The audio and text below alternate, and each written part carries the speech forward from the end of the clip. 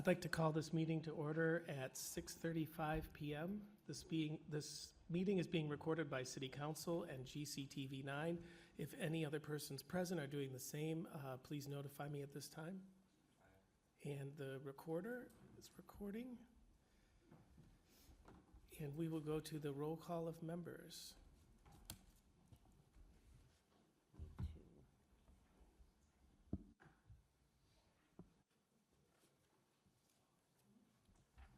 And we do have one counselor. Counselor Minhas is attending online.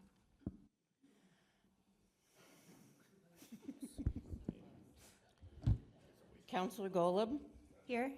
Counselor Gordon? Here. Counselor Master Totaro? Here. Counselor Bullock? Here. Vice President Gilmore?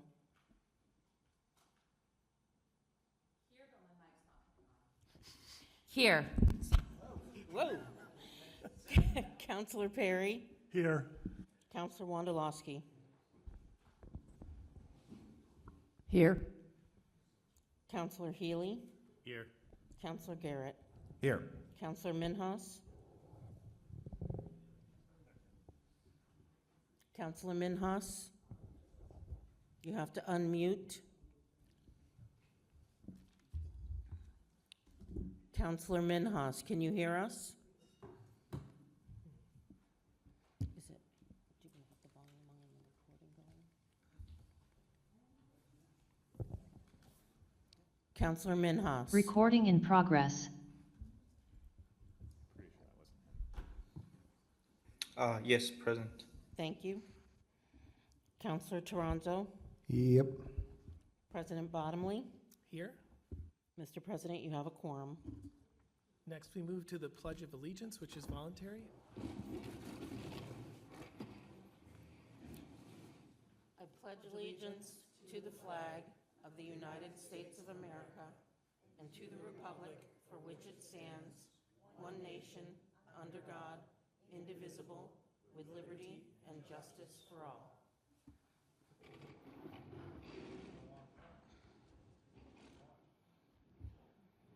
And if I could have a motion to suspend the rules of procedure read on page 4.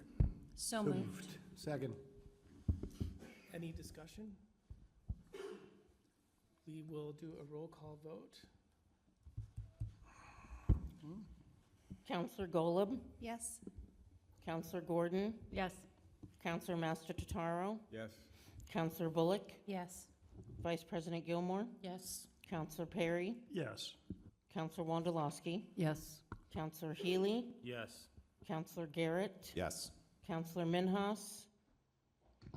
Yes. Counselor Toronto? Yep. Does the president wish to vote? Yes and yes. The motion passes. The rules are waived. If we could move to motions and orders on page 20, if I could have someone read the filling the at-large counselor vacancy. I can do that. Yep. Order number fiscal year 25017. The City Council move that it be ordered that the Greenfield City Council pursuant to Charter Section 211 approves the appointment of Sarah Brown to fill the at-large City Council seat vacated by Penny Ricketts until December 31st, 2025, 2/3 vote required. Second. And we had several candidates speak to us at committee chairs, and I want to thank the people that applied to this position: Empress Bennu, Tom Bledsoe, Stephanie Gale, and Charlotte Treiber, for their interest in council, for speaking to us. They're wonderful candidates, and I hope that they will all continue to be interested in city government and consider running for open seats next year. But I will open this up for discussion. We need to do a vote on this, but we'll see if there's any discussion on appointing Sarah Brown, who I'm very excited with her background, to recommend her with the majority of the committee chairs for this position. Vice President Gilmore. Yeah, I also want to thank all of the folks who stepped forward and offered to fill this vacancy. It was really nice that we had so much competition and that it was such a difficult decision to make. And I just want to extend warm welcome and thanks, and you're going to be sitting next to me. Any other comments? We'll move to a vote. Counselor Golub, Yes. Counselor Gordon, Yes. Counselor Master-Totaro, Yes. Counselor Bullock, Yes. Vice President Gilmore, Yes. Counselor Perry, Yes. Counselor Wondolowski, Yes. Counselor Healy, Yes. Counselor Garrett, Yes. Counselor Minhas, Yes. Counselor Toronzo, Yep. Counselor President Bottomley. Yes. The motion passes unanimously. And I will now invite Clerk Kathy Scott to administer the oath of office to Sarah Brown.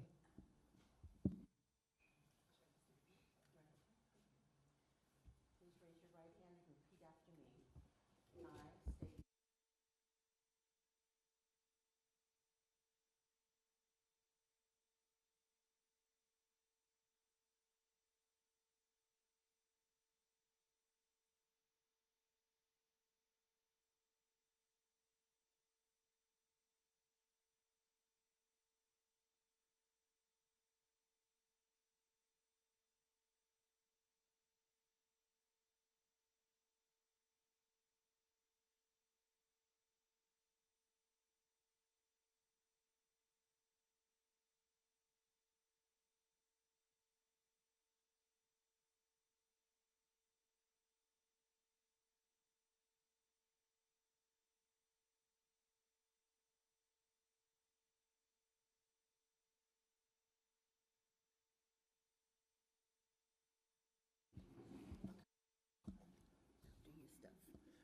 All right.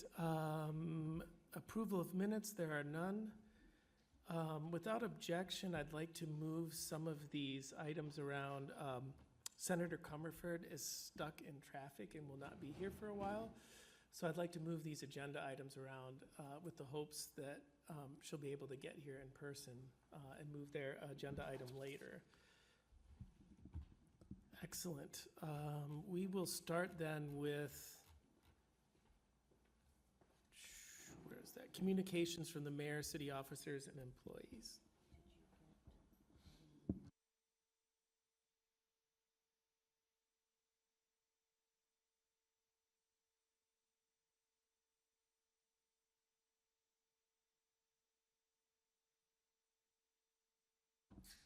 Welcome.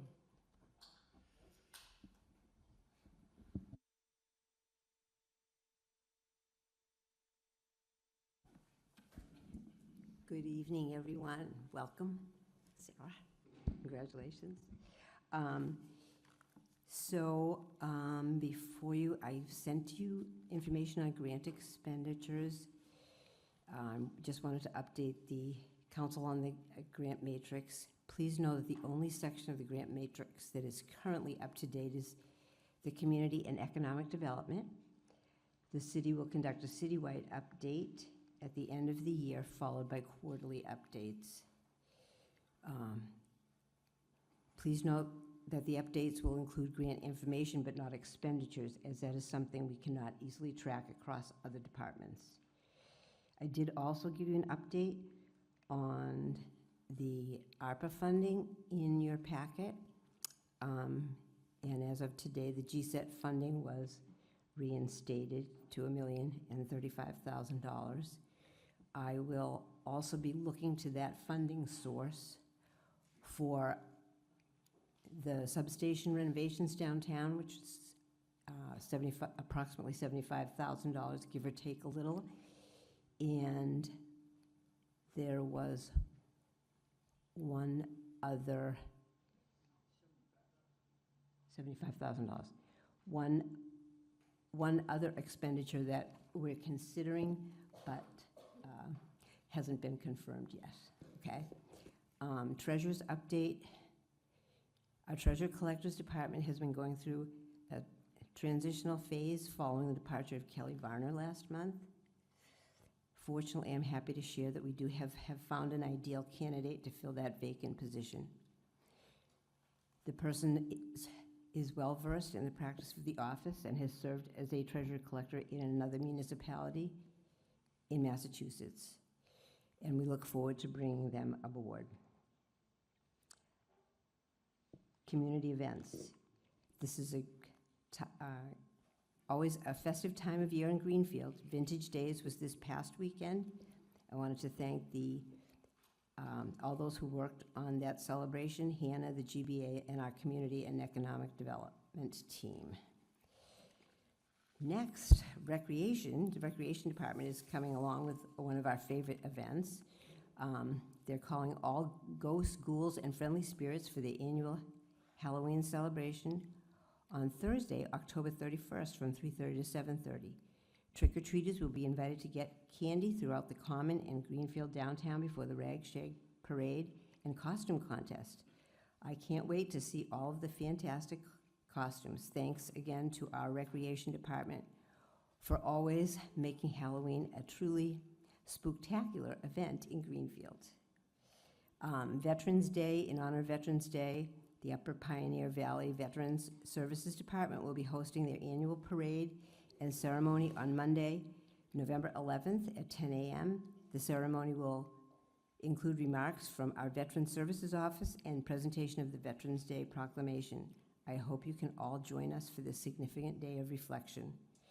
I also wanted to thank Chris Demers and his team for always doing a fantastic job at honoring and supporting our veteran community. Days in Shelter. Weekly, we've been having weekly shelter calls, which are now moving to bi-weekly. As you know, the city continues to work with the state and ServiceNet regarding the emergency housing at the Days in Shelter. We had to my office today, Diane DeZoglio, and she actually is going to be investigating shelter contracts and most likely will be looking at ours. She's the state auditor, for those of you who did not know that. I did want to invite up Wendy Goodman to share a few words and a quick update. Wendy has previously served as the city liaison to the shelter and has been working to help acclimate families into our community. Supposed to go, okay. Hi, good evening.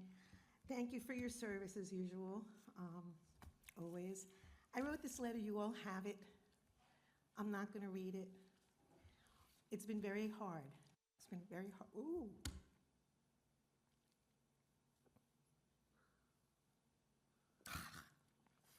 I didn't expect that to happen.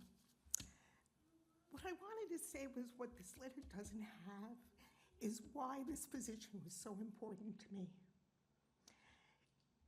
This is a community of people who are fighting for their lives to get here, who have walked through a jungle, the most dangerous jungle in the world, to get here. They come to our community, they're housed. We had 2 people that I knew of that spoke Creole. Both of us were told that we were not welcome. Once the mayor got put in place, we put me in place to be the liaison. You've all seen my history, and I can tell you everything I've been doing, but the point is that we had somebody that speaks the language. That doesn't exist there.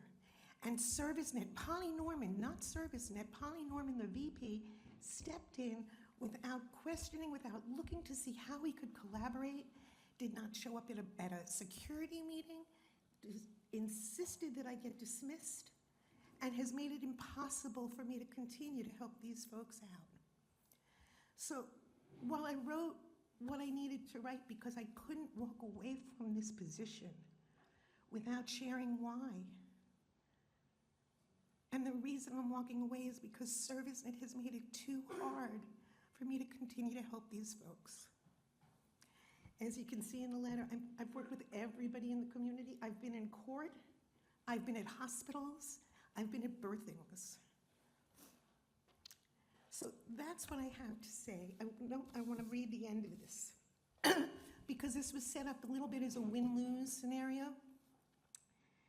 And when I thought about it, I was like, so somebody said, I cannot be told, okay, I cannot win this, which had me thinking, and I realized I have won. I've served faithfully and generously. I've made new friends, both in the connections within the community already here and with some of the Haitians who've settled here. And I've made a difference and asked nothing in return. So, Polly Norman may feel that she won because I am no longer on site. And I'm no longer serving REACH, which is another one of her organizations. My win is I get to return to my comfortable, delightful, and admittedly privileged life with new and deep connections and unburdened of feeling responsible and needing to be available to help in any way, even beyond translating, as a time and knowing I've made a huge difference in people's lives at a time when they were most vulnerable. So, but loses? Hear me anymore. Who loses are the ServiceNet staff at the Days Inn that can't speak the language of their clients, the community agencies and service providers that are trying to communicate with people that don't speak their language, and most of all, the Haitians themselves. Never mind the community that wants contact with them. So I'm grateful for all I've been able to do. It has been a privilege, and I am outraged at ServiceNet for their inability to use this free resource available at any time. I live down the road. So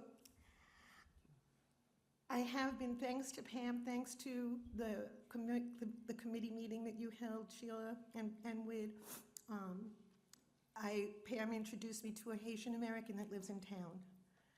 And thankfully, he's able to do some translation. He's able to pick some of this up. So hopefully, these new 15 or so families that are moving into town that don't know anything, hopefully they will have somebody, hopefully ServiceNet will work with them.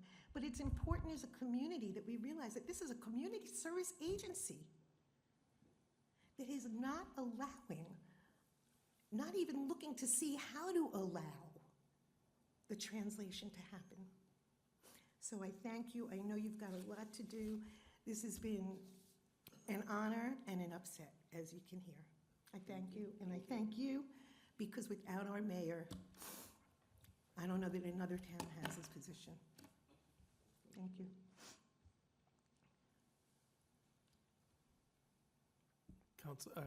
Vice President Gilmore. Yeah, I just wanted to ask, does this mean that we no longer have a liaison between the city and ServiceNet working with this group of folks? I believe so, I think. More or less, yes, but we continue to try to work with the families at all costs. This has been very difficult. No, I understand that it's difficult, and I don't feel like it's coming from anyone sitting at this table. I just feel a little concerned because I know that this, is having an impact on the town, and I would say Wendy is continuing in many regards. She's been visiting folks. She's been involved in DCF meetings. She's been taking people to get their licenses, not often enough. But, so in any capacity that she can make happen, that has been happening. Guess that would be the answer to that. well, And thank you in for answer being a your good question, neighbor, no. even in an unofficial capacity as it stands. Really, that's kind of what I've been trying to do the last 6 months, and it's just gotten too hard. And quite frankly, it feels shameful to tell DCF I'm not allowed at the Days Inn, right? Then the question is, why? What did you do? And my answer is, I have no idea because they won't tell me. But I speak Creole, and we believe that that's a problem. So, like I said, Nemours is in town, and if we can work that, there's a possibility that he could be that liaison. But right now, no, unfortunately. Thank you. Could I say a few words as well about this? Yeah, hold on a second, Counselor Minhas. We're going to try to work this agenda item a little bit different in the future. In the past, we had specific people speak and then question. It's laid out a little differently here, but I think we're going to go ahead, since we have these individual people, and allow questions for each person on these specific topics. But I think in the future, we're going to try to list this out a little bit better. So yeah, Counselor Minhas? I would just like to thank Wendy for her service. I've seen firsthand how she's gone out there and actually tried to help these folks. Um, I've tried to work in a similar capacity, not on a scale that Wendy has, but I've been met with the same hostility from the nonprofit that is in charge of taking care of those people. And it's an issue. And I also understand that the mayor has been doing as much as she can about this and trying to get those people appropriately settled in this area. But it really does come down to that specific nonprofit who, like many other nonprofits in the area, is here to exploit people who are down on their luck and in a vulnerable situation. Um, I would just like to say I speak a little bit of French, and I was able to be in contact through Pam and other folks, people who speak Creole, and try to get those people some licenses and stuff like that. And there, we've been met with resistance for some reason. We're just trying to help people become a part of our community and to get them the resources that they need. But that specific agency has just, it's almost as if they think that they own the lives of those people. It makes no sense. But I just want to say thank you, Wendy, for what you've done. I'm sorry that it has to be this way, but if there's anything that we can do, please let us know. Yeah, Mayor? I just want to say I spoke at length with the state auditor about this, about some of these issues today. And, you know, the way the contracts are written, they're not contracting really with the city, and the city provides a lot of services. And we are a part of this, because folks, they are a part of our community. We asked about financial reimbursement. Our health department spends a whole lot of time there. Our building inspector, police, fire. Oh, not to mention the schools, not to mention the schools as well, but that funding is made available for the schools, and they are seeking more out, but there's a lot of time and effort that is made by the community, and I think somehow that needs to be written into those contracts, because we're a part of it. Yes, Wendy? Can I just say something really quickly? I think also when there's an emergency and there's no one on site that speaks Creole, that's, or no one, you know, that they don't access that. That is and has been more than problematic, horrific. I mean, I can tell you stories that I won't do, but horrific, more traumatizing. The other thing I do want to say is thanks to the mayor's office, we do have, I now can sit and sponsor 30 different tests, road tests. Somebody who knew me called me yesterday, so I've got one on the list. But Days Inn doesn't know that, ServiceNet doesn't know it, so there's no way of communicating that to the residents. But I did want to bring up the problem when, if ever there's an emergency, if a kid's missing, somebody faints, and there's no translation, except for a Spanish translator, when you've got somebody down the road that speaks fluently? Thanks. I'll just echo those comments. Thank you. You've made a huge difference.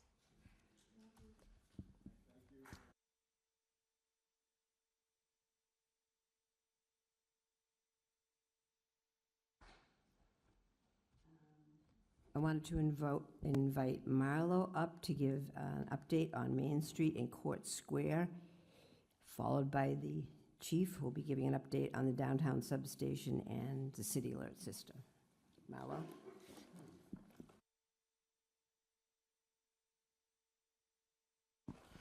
Good evening.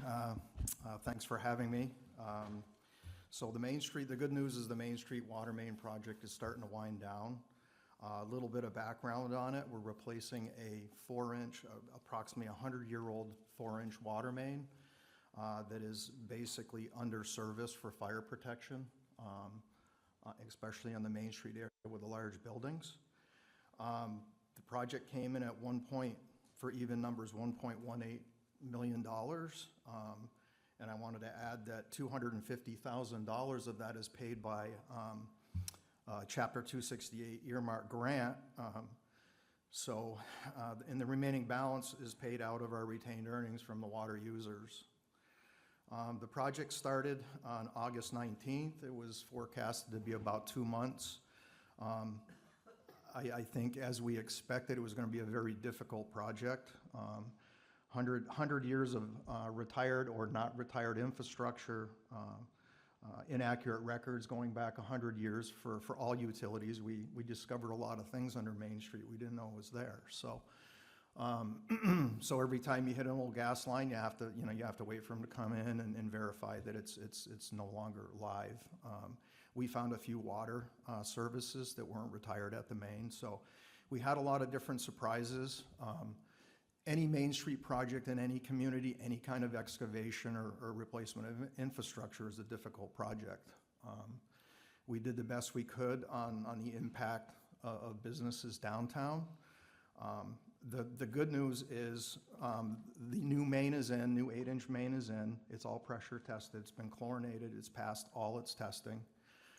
So the company is now moving on to hooking up the service lines to all the businesses and homes on that new line and retire the old 4-inch. And then all that is left is the final patch on the trench. So that's basically the update on that project.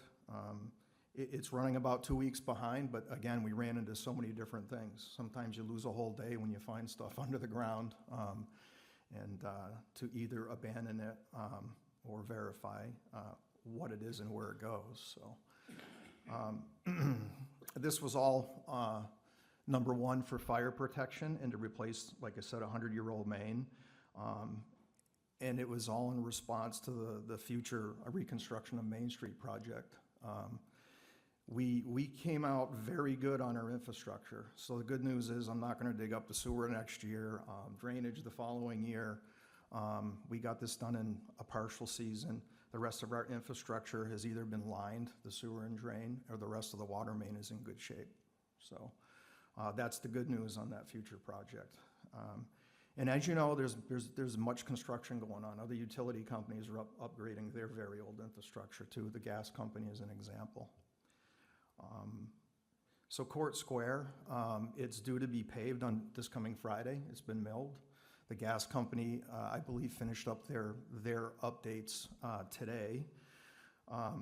So after paving, it's going to take us, a few days to get to the striping of the parking, the parking stalls, and also it's going to be restored to one-way, all the parking stalls. And there'll be no entrance from Bank Row. It'll be restored from, I believe, a couple of years ago to the original plan we have in engineering. So that's about it. If you have any questions on those two projects, I'd be happy to answer them.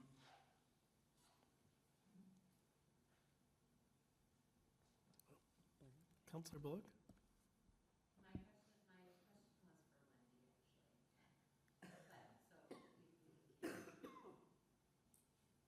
Sure. She's here. I think she. Okay. I guess there are no questions for you, Director. Okay. Thank you. Thank you. Oh, the current paving project is moving right along well also, so we're right on schedule.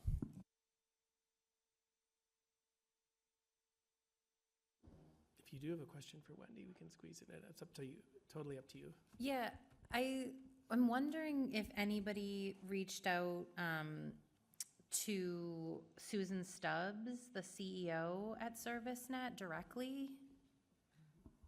I did not. I did reach out to Polly twice, Right, and you didn't hear back from her? and I didn't hear back from her.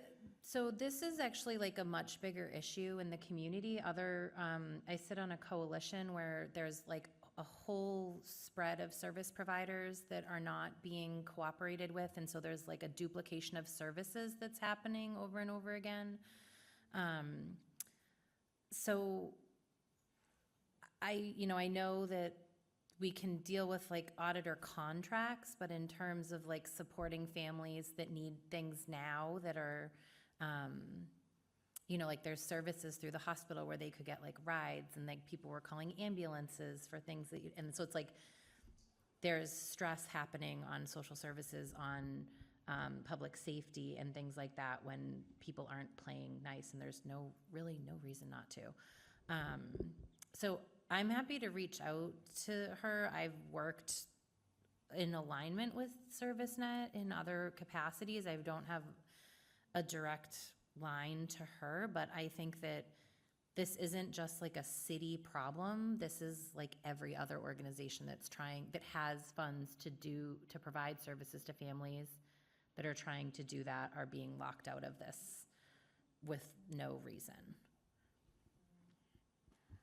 That's a lot of what I experienced and a lot of what I was filling in. And I will say that I would still like to collaborate. Yeah. I will not continue in the way that we've been, but if we can work something out so that we can do this, I'm happy to do that. Yeah, I'll send an email, and I know we have our other higher up elected officials here tonight, so maybe there's some help that they can offer in connecting directly with the CEO at ServiceNet if we're not hearing from the VP there. So, but thank you for all that you're doing. Chief Dodge, if you'd like to come up.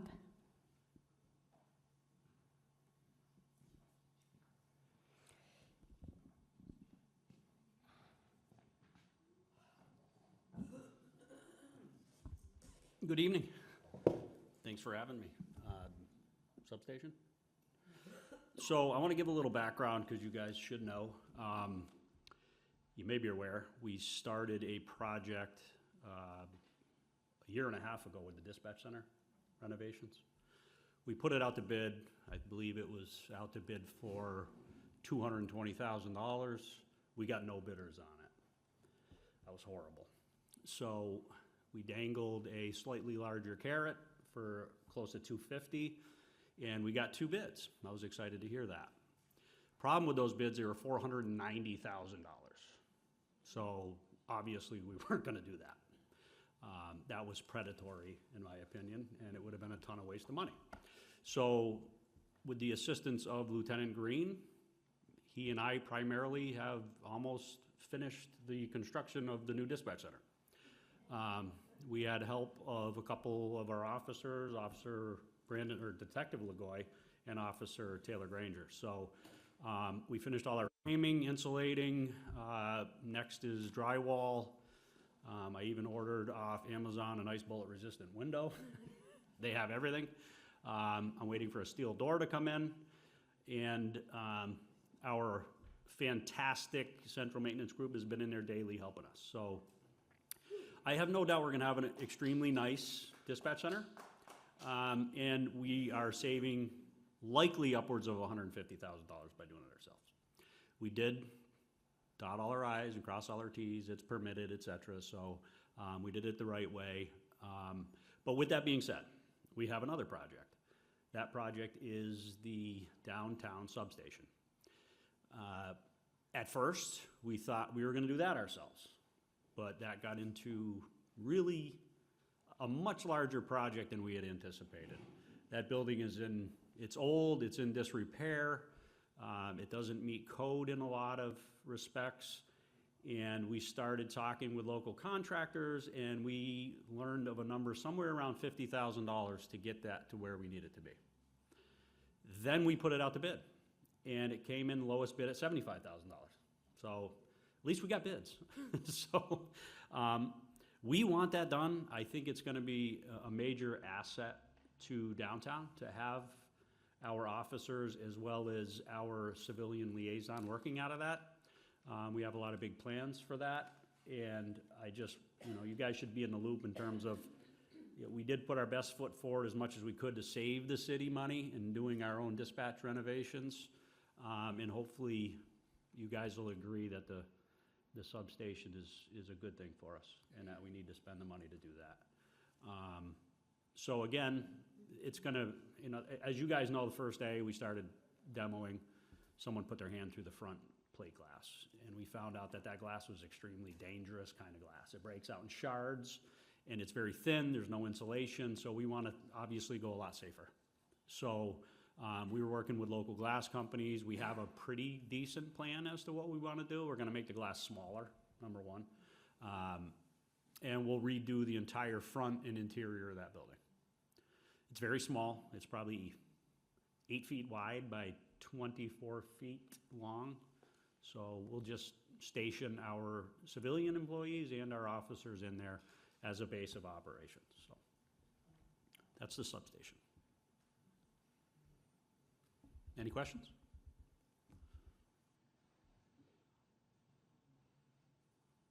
Sorry, questions? Oh, my.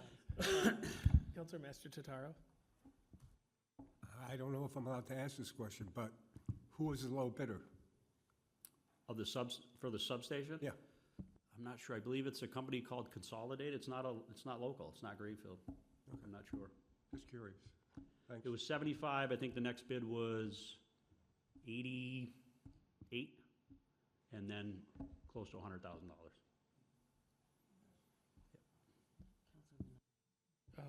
Counselor Toronzo, then Counselor Minhas? So somebody kept their CSL, is that what you're telling me? What's that? At the station? I was just curious, is there a function, because with certain state funding, if you end up doing an in-house project, you can bill for capital? Mhm. Is that something that's an option? I'm not sure about. This is a capital project. Right, it's a capital project, but you can bill what they call like a force account. If you're doing work in-house, to essentially, by not paying a contractor to do it, if you have the ability to do it in-house and it's approved, I'm not sure on the municipal part how that works, but I didn't know if that was something where essentially a portion of your staff time, and it may not be at the rate that they would get paid normally, Right. could be not build like a structure, build back. Not with a T. Yeah. Against that capital funding, because we did, set aside certain funding for that. And it's always great to see if we're gonna spend less money on it, you can put it into other projects, but I didn't know if that was something that is an option on a municipal level. I know it is on a state level in certain projects, so I didn't know if that was something looked into. Stella's here, and I'm sure she's listening to you. Not to put the mayor on the spot, but I'm hoping for a couple additional cars out of that, but we'll see. That's the subset. Any other Councilor Minhas? Yeah, I'd just like to say, I definitely want to echo the fact that the substation would be a huge asset to Main Street and the town in general, especially to the businesses on Main Street. And also, it's inspiring to hear that city officials are putting at the forefront the idea of saving the residents' money and taxpayer their dollars. So I just want to thank you for that. Any other questions? I encourage anybody to come up, take a look as well. We're kind of proud of it, so if you guys got time, stop in. We'll give you a little tour. I don't know if you guys seen it before, but it was a little teeny closet. And before we put the flooring down, you can actually see the footprint of where the petition walls were before. And you can now see in comparison to the amount of room they'll have, so pretty excited about it. I'd just like to compliment the police department and central maintenance for people putting their heads together and working as hard as they can to get that job done. Thank you.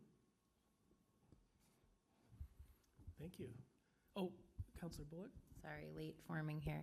I want to thank you too for moving on this. I know in the previous year, there was capital money that sat on the table and changes weren't made, so that's a huge step forward. I'm wondering if, because this project wasn't in this year's budget, and so beyond the like $12,500 in rent per year, is it anticipated that there's other expenses that this will cost moving forward, or is it just, once this initial capital investment, it would just be the rental cost per year that would be an additional budget item?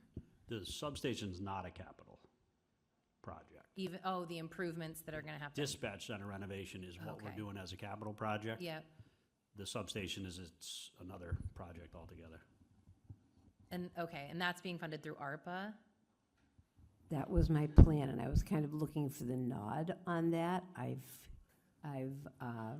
talked to a couple of people who are getting a nod of the head from that, but that was not out there, and the money's not subject to appropriation, but I think I've heard from 6 anyways, but if you think it's a good idea, it's certainly not on the agenda, but you can nod your head. I'd love to know, because that's my plan. Thank you. And then once we move forward from the build-out that will be with ARPA funds, the yearly expenses for operating that substation beyond rent, there's not an anticipated increase in budget. No, there's not, and that will have to come out of the police department operating budget. There was just no way that we could do that. That came up. It was an ideal space, a little tiny, it's a small area, and then it just needed a little bit more work than we thought it was, but it's right near where there's a lot of action happening downtown, shall we say?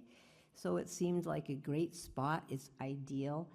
And, my plan was to take the renovations out of the ARPA funding, because that'll bring us down pretty much close to the end of that. And when that opens, will the benches and sculpture be brought back? Well, I am not really going to say that today, Okay. because I don't know. Okay. But that was a good question. Thank you.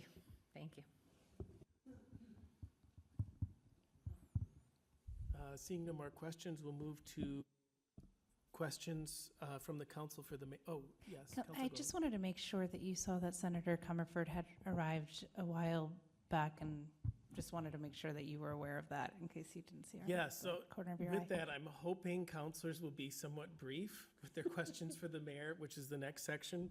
I did want to quick mention, as we go into questions for the mayor, it was a little unusual this time that I got several requests at the last minute from counselors that was listed as questions for the mayor, but they had substantial financial and HR requests, which is, it's just a little unusual. And so I just want to caution counselors, I don't want to restrict any comments, but it's not reasonable to expect that financial information and those kind of detailed multi-part requests that are put in like yesterday or Thursday or Friday before the long weekend would be ready for this meeting.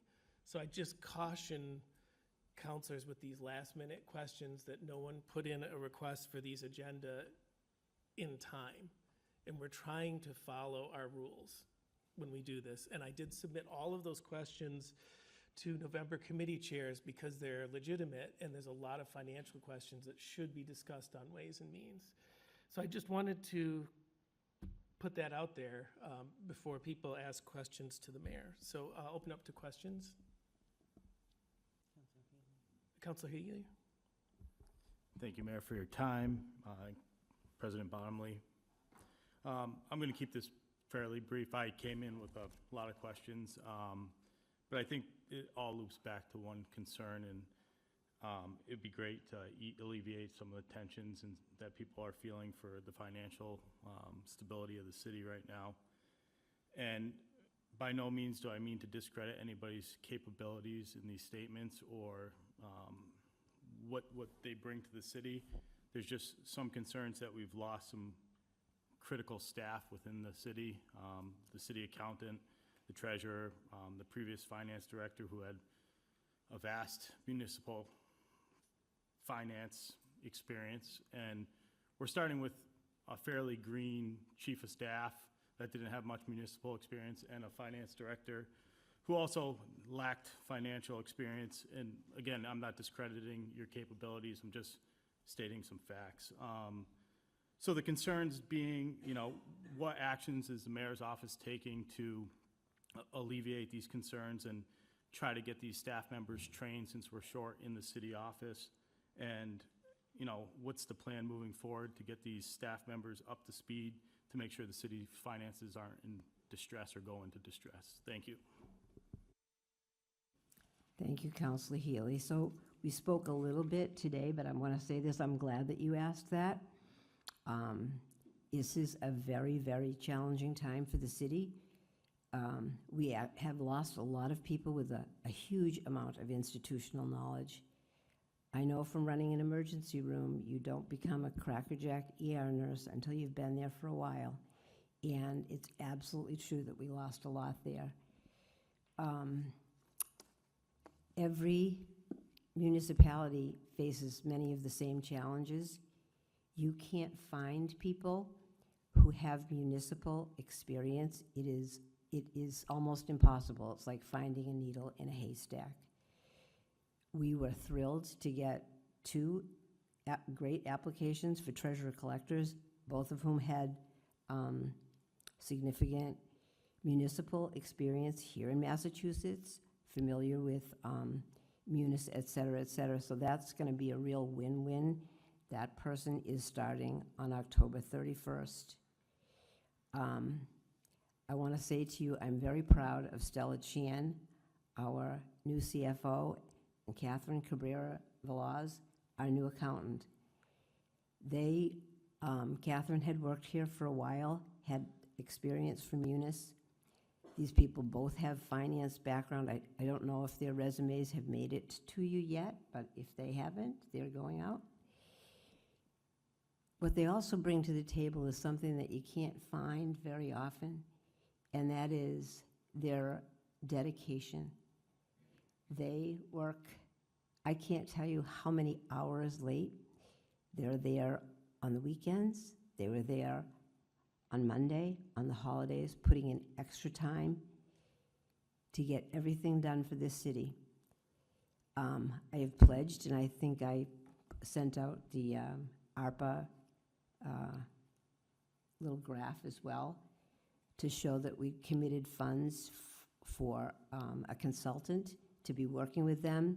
We called our auditor, Markham Auditors, as soon as we lost the accountant, and then as soon as we lost the treasurer, to let them know what help could we get, who would they recommend. We were lucky enough to get the person that they did recommend, Jared Moulin, and I don't have all of his information in front of me, but he has years of municipal experience and is working, he was recommended by the auditors, and he will be working with Stella and our city accountant for as long as they are needed. He's helping our team with the free cash and the recap, and is leading us with all of our reporting to DLS for this year. So we're doing all that we can as far as reaching out to the auditors, to DLS. Yeah, it's a big change. Are things getting done? Yes, they are. But I think a lot of credit should be given to these new people that are here and that are working, and not just giving it their all, but giving it more than their all. So I welcome your suggestions. Any help that they need will be there. If I come in for a financial order, we need extra for something like that, I just hope that you would say yes. Did I answer that? You did, Mayor. Thank you so much. Any other questions? Councilor Bullock? Yeah, I'm hesitant on this too. I'm one of the people who sent questions, not that long ago, and did reach out before I sent them to try to have the conversation about the questions I sent, but I don't think it's that abnormal. I think that things in my 3 years on the council, they come up at the last minute, and then it's like, what's the context to this? And that's usually what tells the story. And I do think it's our job when people come to us, constituents come to us, and prior employees who are also constituents come to us and have concerns. It is our job to ask the questions. And I think that like I said this to you, Ginny, right? Like the success of Greenfield is actually what matters here. And so I also don't want it to come across as my questions were about the appropriateness of the hires, because I think the majority of us on this council had no municipal experience when we were elected. And so, I've learned while flying the plane, basically, how to do what I'm doing. And I think there's plenty of people out there who would be great at jobs that they don't have the resumes for.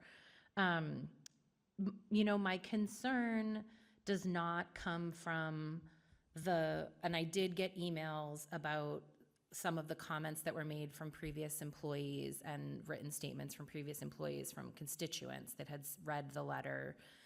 And I just want to be clear that that's not, my concern isn't that. My concern is that there was questions about our financial stability and about our hiring practices and the way that raises and things like that were given within the city.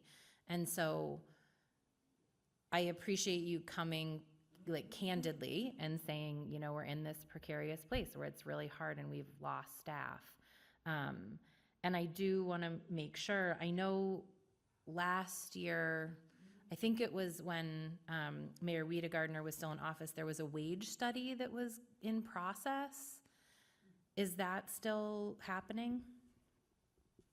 I'm going to let Erin speak to that. Yes, it is still happening, but Erin, go on.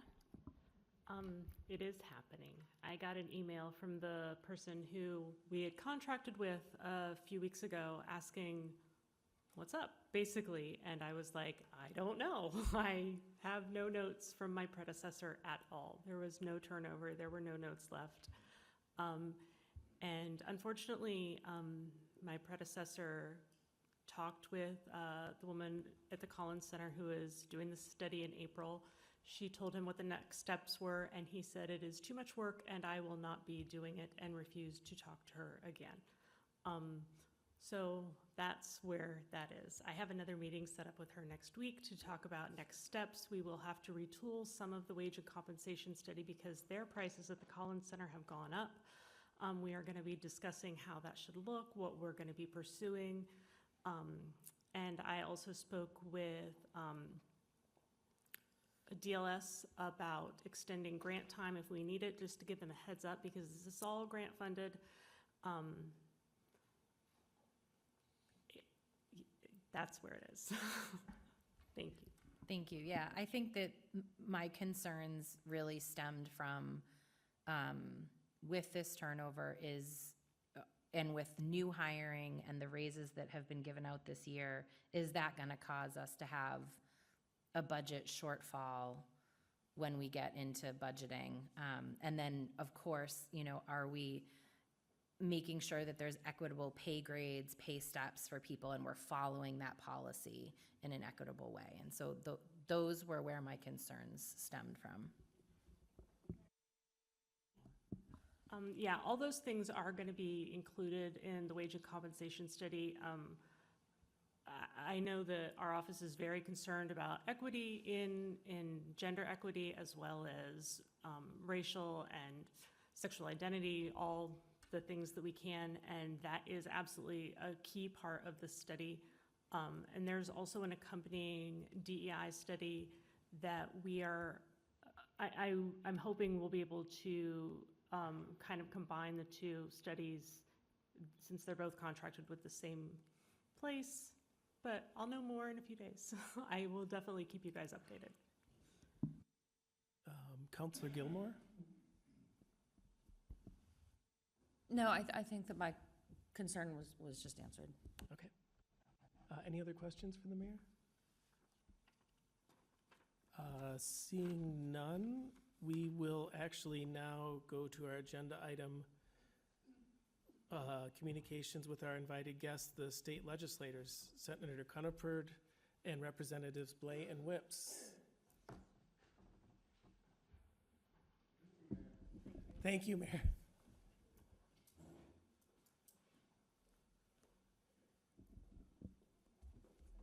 And welcome. Thank you so much for being here.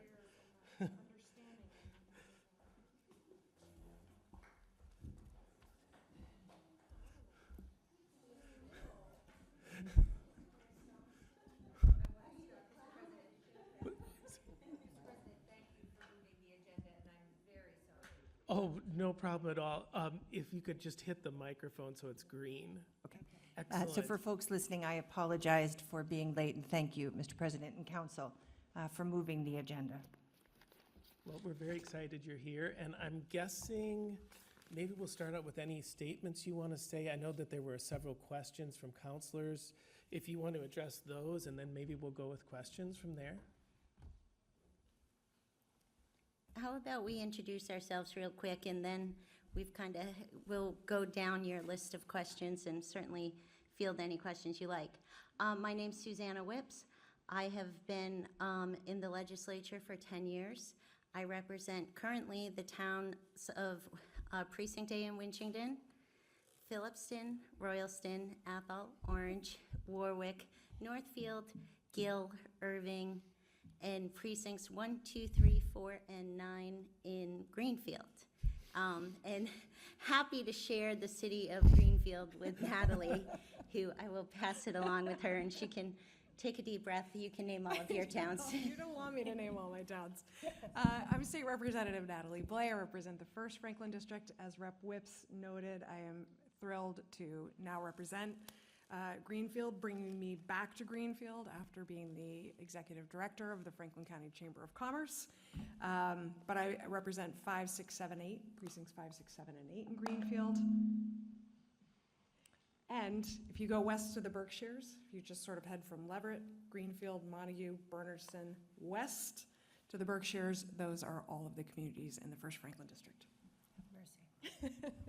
Hi, everyone. I'm Jo Comerford. I've had the privilege of representing Greenfield for my entire time in the Senate. That's going on now 6 years. I'm really delighted to have the partnership of Rep. Whips and Rep. Blais. We each share towns individually or as partners, but we don't, we're not a trio anywhere else except for Greenfield, and it is a great joy, actually, to have Susanna and Natalie's grit, grace, intellect, passion. I represent 25 cities and towns. That's 5 in Hampshire, 5 in Worcester County, and 15 in Franklin. So Franklin is absolutely a major focus for me. And I think I'll stop right there. Yeah, and I think we first wanted to start out by just talking about the work that we've done for Greenfield together. To give you an overview of what Rep. Whips and I have accomplished over the last 2 years, in the short 2 years that we've worked for Greenfield, and Senator Comerford has been an incredible partner and a leader in helping us to understand how we can best serve Greenfield in the House, having served Greenfield for 6 years now. But we did want to just talk a little bit about what we have been able to secure for Greenfield, the legislation that we've been working on for Greenfield, and chime in. I'm just going to get started here. I know that there are questions about the Affordable Homes Act, the bond bill, the historic investment in affordable housing that we are pursuing in the Commonwealth, recognizing that whether you're in a rural community or a city, we know, and we've heard from our constituents, that affordable housing is a real struggle. We've heard it from mayors and select boards. So we were very happy to pass the Affordable Homes Act. There was $500,000 included for the city of Greenfield for affordable senior mixed-use housing. There was $500,000 included for rural development. And then there was also $1.5 million for Valley Community Land Trust. So I just wanted to start with that. And then we also have some other budget wins, so some general budget wins that we have been fighting for to bring our fair share back to Western Massachusetts and to Greenfield. I don't know who wants to. Well, you have the list. I know, and I've you're got the young. printout. I need glasses or don't need glasses with this, so we'll run down really quickly. The Franklin County Opioid Education and Awareness and the Task Force, which is something we've regularly fought for funding for, and it's $1.2 million for that. $560,000 for Community Action Pioneer Valley, which there a lot of the agencies that we get these earmarks from directly help your constituents, our constituents, and the people that are most vulnerable and that we have to look out for. $50,000 for the Stone Soup Cafe, $360,000 for the Franklin County Children's Advocacy Center that works with children who have been victims of abuse. Bay State Franklin Family Medicine, $350,000, $211,000 for the Safe Havens program in Greenfield, $350,000 for the Family Medicine program at Franklin Medical Center. And you know, there's a much bigger list here and we'll share it with you, but I want to hear from you and I want us to be able to talk, but when we go in and look at a budget or a supplemental budget, we reach out to the leaders of our communities and ask them, you know, and we all kind of have a list in our pocket of, you know, if something comes up and we can throw in an earmark, if it's like we have little ones, we ask the towns for like a quick little one that might patch something up, a big one, or a bolder, more robust infrastructure project that we might need many, many dollars for. So again, we're happy to provide you a list, but I really don't want to go through and waste any more of your time on that, and I'd want to hear from you. I think we have to, yeah, you have to turn that off as I turn this on. So what Rep. Blay and Rep. Whips just offered are both bond earmarks and financial earmarks, right? And so when you think about the work that we do, I want you to know that we all believe that your work is harder. And being the executive of a city is harder. There is just nothing harder than local governance. And our job is generally to try to make your work easier. And I know we have questions today, for example, about education funding, which is one of the areas that we all focus on. So we think about our work delivering earmarks, and there is a list, as Rep. Whip said, that we put together. We all sort of shared what we had gotten in these last 6 or 2 years, so that you could understand what we've been bringing home. That's one of our jobs. The other jobs are bond authorizations, which Rep. Blay helpfully read. That's where we get authorizations to borrow for you. But we also pass home rule petitions, and here the reps really lead because they often file, almost always file first. And we pass legislation that is important to constituents and important to us. And then we work for district efforts. So we heard from Mayor DeSorger. We meet regularly with the mayor and members of her team so that we can understand what the city's priorities are. And then we do constituent work. And here's just my pitch to you, and I'm sure the reps agree. We work for you at the state level. So when you have constituents struggling with anything having to do with the state, and even if it's federal, we can easily get to our federal partners. Really bring us in quickly. Each of us carries quite a heavy load of casework, and it's because we value it. Not everybody values it equally in the legislature. We think it's really important. So that's the array of work that we do on your behalf. And I think it's really important to put whatever we say tonight in that context, because sometimes it's hard to know, when can I call these people? What do they do? Well, this is what we do. And we really, again, work as a team, and we're really close to the ground. That's one of the best things about being a state legislator, is that we know our neighbors. And we get to really meet hands-on and do hands-on work. And for me here, I'll just say, Elena Cohen is a Greenfield native, now a resident. And she's our district director for my team. Maybe we should all identify our district folks.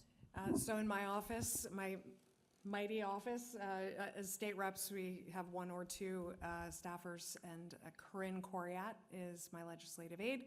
And we were just here yesterday. I think it's important to note we have office hours here in Greenfield, the second Monday of every month from 1 to 3 p.m. You can find us here. My legislative aide is Rachel McMahon. She works in our office on Main Street in Athol. We also have an intern. He's almost 3 years old, and his name is Oliver, and he comes to work with his mom every day. And he's a ball of sunshine in our office. And sometimes, you know, with the constituent work, which the policy stuff happens, and, you know, but when people come to us, they don't come to us when their cupboards are full and their houses are warm. They come to us when they're frustrated, when they need assistance, and that's something that the women that work with our constituents, I can say on behalf of Corinne and Elena and Rachel, they care about our constituents, and they work long and hard to make sure that people are heard. And we all have what we call in my office a Bible, and it's, we can call state agencies and get a human being and not have to push this number and wait for 45 minutes to have a human being pick up the phone. And when people are frustrated and people are having a difficult time getting answers from their state, come to us. And we will do everything in our power to get those answers for you or to connect you with the right people. And that's the kind of work that is so meaningful to me, because these folks are my neighbors, you know, and it's very important. I have office hours in Greenfield the second and fourth Monday in the East Building at Greenfield Community College from noon to 3. So that's the second and fourth Monday every month. We had a few questions submitted by Counselor Garrett and Counselor Golub. So I'm not sure. I'm happy to take I'll go first on some of them, and then, so we really appreciate the questions. They were very thoughtful, and we're grateful to be able to answer them. Councilor Garrett, we can take yours first. You asked about the Affordable Homes Act and zoning. So the Affordable Homes Act and zoning really focused, the piece of it that it really focused on most was ADUs by right, which was part of the governor's original $5.1 billion bond, included that policy, and both the House and the Senate passed that. So we wanted to be really clear on that. And then you asked a question about the tax bill, and it was a really good question. Some may know that we passed a tax package, and the House and the Senate bills were different. And in the end, when bills are different, they go to what's called a conference committee, and that conference committee returns something that we can do up or down. So that tax bill was pretty complex in its footing, again, for both chambers, and it contained really a strong array of tax provisions. Some I think you objected to. I think we might have objected to them as well. But they were before us as a conference committee report, right, which doesn't allow for amendments, doesn't allow for debate. It goes up or down. So some of the things I loved in the bill was a senior tax credit, which was exceedingly important. And then also a building tax credit for low-income affordable housing, which will be part of the stack of funding in the Wilson's development. So there were things that I favored in that final tax package, again, as complex as it was. So I wanted to put that out there as quick answers to two of your questions. I don't know if you guys want to pile on. I'm happy to talk about housing, because housing's something I've been very interested in. We're seeing, I mean, I always use the term the silver tsunami, and we've got all of our wonderful boomers who have worked their whole lifetimes ready to retire. And throughout my district, I have so many senior citizens who are living in houses that they raise their families in. And oftentimes it's too much house. and is very expensive with increasing tax rates and costs, and maybe the bathrooms aren't accessible, and we have nowhere for folks to go, age in place, stay close to their friends, stay close to their church, stay close to their senior center. And so that's a focus, which I'm so glad to see. A lot of that funding is on multi-generational or mixed-use kind of affordable housing, and I think we need to go a little further in communities to make sure, because we need young families moving to our towns as well. So if we're able to get our seniors into safe, accessible, affordable housing in their community, we're gonna open up some really fabulous homes for young families to come, which will increase our workforce, because we desperately need more workforce in this area. It will bring up our enrollment in our schools, because one of the biggest problems with our school funding is that going down. And it's gonna give people the opportunity to live in a nice neighborhood and have a sweet little house. So I think senior housing is really something we should have been talking about a decade ago. We've seen what was gonna happen with the folks, this mass migration of people from the workforce, and COVID kind of pushed a lot more people into earlier retirement than they may have. So I think senior housing is very important. With regards to zoning, I was on the Board of Selectmen in Athol for 9 years before I came into, so I know what it's like to sit in your seats, and some days it's fabulous and other days it's good. But I think with zoning, one of the things we need to make sure to do, and I was speaking with Linda Dunleavy at FERCog today, who's just amazing, is figuring out, one, any zoning isn't one size fits all, so we need some flexibilities, because a community like Warwick might be different than an Athol or a Greenfield. So FERCog is really looking closely, and they have such a good handle on what this housing bill looks like and how the zoning's gonna work, and relying on MMA, which is the Mass Municipal Association, FERCog, and others, to have everybody kind of on the same page with regards to regulation, because we create the laws to have this happen, but then it goes under housing and livable communities, and they kind of come up with the regulations, which are the next step after a law. So we're going to be relying on our local partners to make sure that every community has the information they have. And when you talk about accessory dwellings, absolutely brilliant for people who want to have an in-law apartment or want to help out in that way. I don't think that, I genuinely believe that they're going to look closer into not having this, I can't remember how you put it, but outsiders are big money coming in and, oh, I'll buy a quarter acre from you to plop something on your land. I don't see that happening, and I certainly would work for that, but we're dealing, I mean, I'm in my mid-50s, and I've got friends who are raising grandkids and taking care of elderly parents and are kind of in that sandwich generation. So accessory dwellings and being able to remodel your home to accommodate either the next generation or the one who came before, I think is really important, and that's something we're going to work really closely to make sure that it's fair and not taken advantage of, but that people have the opportunity to be in their community and grow in their community. Yeah, and I just want to follow up and say the Office of Housing and Livable Communities has been a tremendous partner to us. This is a new law, and like any new law, there are going to be questions. And so as the city of Greenfield is trying to understand this better, if you have questions, just reach out to us. The mayor can reach out to us with any questions that we can get direct responses on. If it would be helpful to have the secretary out here, he has been out here. He's walked the streets of Greenfield with us, as has the Secretary of Transportation and many other secretaries. You know, we want to make sure that we're getting you the answers to any specific questions that you have. There is a very helpful website as well that the state has put together with a frequently asked questions page that they are populating as these questions are coming up. But don't hesitate to lean on us as you're grappling with a new law. We want to make sure that we're providing you with the information that you need as you're doing this.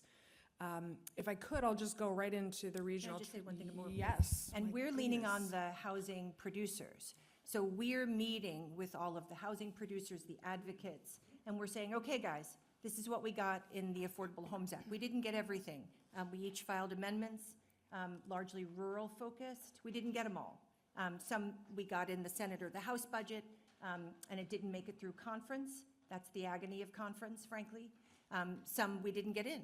And so we're going to say, okay, we're taking stock. What's in this bill for Western Mass? How is that going to help Western Mass? And then we will feed that back to HLC. Hey, this low-income tax credit, that's ours. We want some of that. How are you tracking that money? How much is coming back to Western Mass? Because if we don't build, our population will continue to decline. And without an increasing tax base, we're going to have all manner of the difficulties you're facing now. And it's going to get worse, right? So we want smart growth, like I think many of you want smart growth. So we are leaning on the advocates that you know about to tell us where we can be as best advocates as we can. So I know you wanted to go in, but I wanted you to know we're connected with all of the folks doing the good work. Yeah. And we have an incredible partnership with this administration, which has really been phenomenal. As we said, the Secretary of Housing and Livable Communities was here. Their team has participated in the weekly calls that we convened about the emergency assistance shelter at the Days Inn in Greenfield that have been going on now for over a year, within 18 months. right before anyone ended up living there. So those are weekly calls that we've convened. They include the city, ServiceNet, Community Action, Mass Hire, Center for New Americans, the school district, Franklin County Regional Housing Authority, and Accentria. So those are continuing to happen every single week to ensure that anything that's popping up that we can address, that we are doing that in collaboration and in strong support of the residents of the Days Inn. And the secretary himself doesn't participate, but he does have a staffer who is now attending, once a month with us to make sure that if there are issues that need to be addressed between the Commonwealth and the service provider, which is ServiceNet, that we are addressing those head on, that is happening every week, that those conversations are happening. But I think as we're talking about housing, as we're talking about security for our residents, there was a question about regional transit authorities. There was a question about public transit. There was a question about Northern Tier rail service, and transportation is my thing. I love talking about transportation, so thank you for those questions. I am the co-chair of the Regional Transit Authority Caucus in the legislature on the House side. We have several caucuses that really dig deep into issues of importance to legislators. And this is something we've really been working hard on and leading into because we see the MBTA getting a lot of assistance, and the regional transit authorities have had to fight for every single dime that they get. We've had tremendous partnership with public health organizations across the Commonwealth who've said access to public transportation is critically important to our residents. And this year we had the highest level of funding that we have ever seen for our regional transit authority. So I appreciate your interest in supporting FRTA, PVTA, who are linked together. And as a result of some of this funding, we now have service from Amherst to Greenfield stopping in Leverett. It is that sort of innovative service. It's the microtransit that we've been working really hard for and working with the FRTA. You asked specifically about Nantucket. If we're looking at the numbers, Nantucket ridership for fixed route service is 242,842 riders. For demand response, it's 2,309. Whereas if you look at FRTA numbers, it's 96,309 riders versus 35,081 riders. So FRTA is getting about the same as NRTA, but it might be being subsidized a little bit more. And the funding that comes through the Commonwealth is split 60-30-10 between all of the RTAs. That 10 is recognizing the miles in rural communities that we are serving. And so that's something that we fought for. It's for something that legislators prior to us fought for, to say that 10 means a lot to us. And it makes the difference when we're looking at funding. But that funding was hard fought, and it took residents from across the entire Commonwealth to say that public transportation should not only be within the 495 corridor. We need safe, reliable transportation for every constituent. And what we know here in Western Massachusetts is that people think it costs less to live here. But when you take into account housing and transportation, it costs more to live here. And so we need to be doing our fair share to make sure that we are providing a strong public transportation service. And I don't know if you want to talk about the Northern Tier, which you've been fighting for. Sure, well, we all have. We don't do anything individually. We really do work as a complete team. So there was a question, thank you, about Northern Tier. Northern Tier is passenger rail service that was in existence since up until 1958, when it followed the Rabbit Run north-south service from Athol to Springfield and was discontinued by the state. So we had robust regional rail out here until about that time. And it went the way of many rail services as the car became the thing of investment.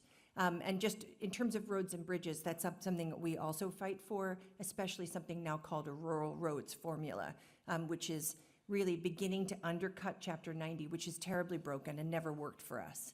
And we're beginning to make some significant gains there, but we won't talk about that right now. The Northern Tier Rail project is legislation. It was mandated, passed in 2020, created a study which just returned a report.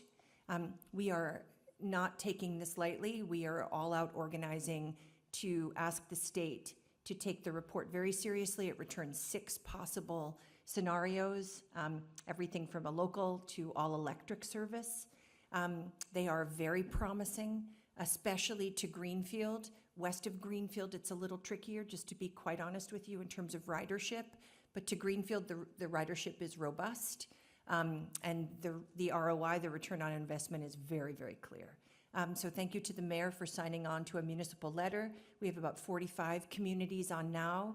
We're getting cultural stakeholders, financial stakeholders, chamber stakeholders, medical health professional stakeholders to sign and send letters themselves. The delegation sent a letter in by Friday afternoon.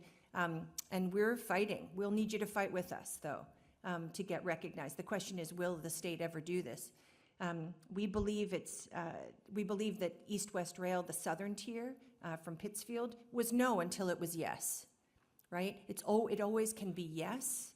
It just takes the social, political will and the financial ability of the administration and the willingness to exercise its capital, right? That's all it takes. This is totally, completely possible. The tracks are down. There's 2 freight companies running now. There is no reason on this earth for us not to run passenger rail. Again, it's not anywhere near the enormity of Southern Tier, and we're not competing with Southern Tier because we're 4 western counties, and we don't have to just have one east-west rail because the Southern Tier will not serve Athol Orange and won't serve Greenfield so well, right? You're not going to really go down to Springfield to go west. It's just not going to or east. It's just not going to happen. So we should demand it, and we are demanding it, and we are unequivocal in that demand. And we will not stop until it is a yes. So.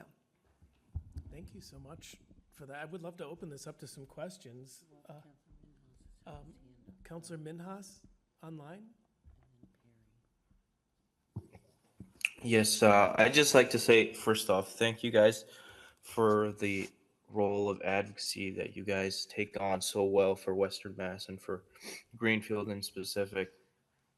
I also would like to thank you, specifically Senator Comfort, for your work on home equity theft, which was very close to my heart. and for your support for the Elderly and Disabled Taxation Fund, which I had brought forward here in Greenfield. I'm very concerned about sustainable development in housing and how economic sustainability, and what can we do on the local level to encourage home ownership for people who don't have access to it right now, so that they can have a chance at being in the middle class, to have a secure future. What is it that we can do here in Western Mass to encourage developments that would give people a leg up and a shot at the future? Thank you.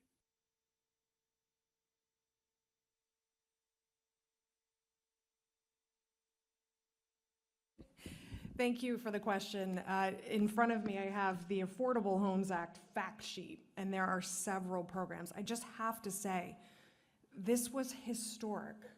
This law that we passed, that was hard fought, and thankfully, Governor Healy really saw this as a priority in her administration.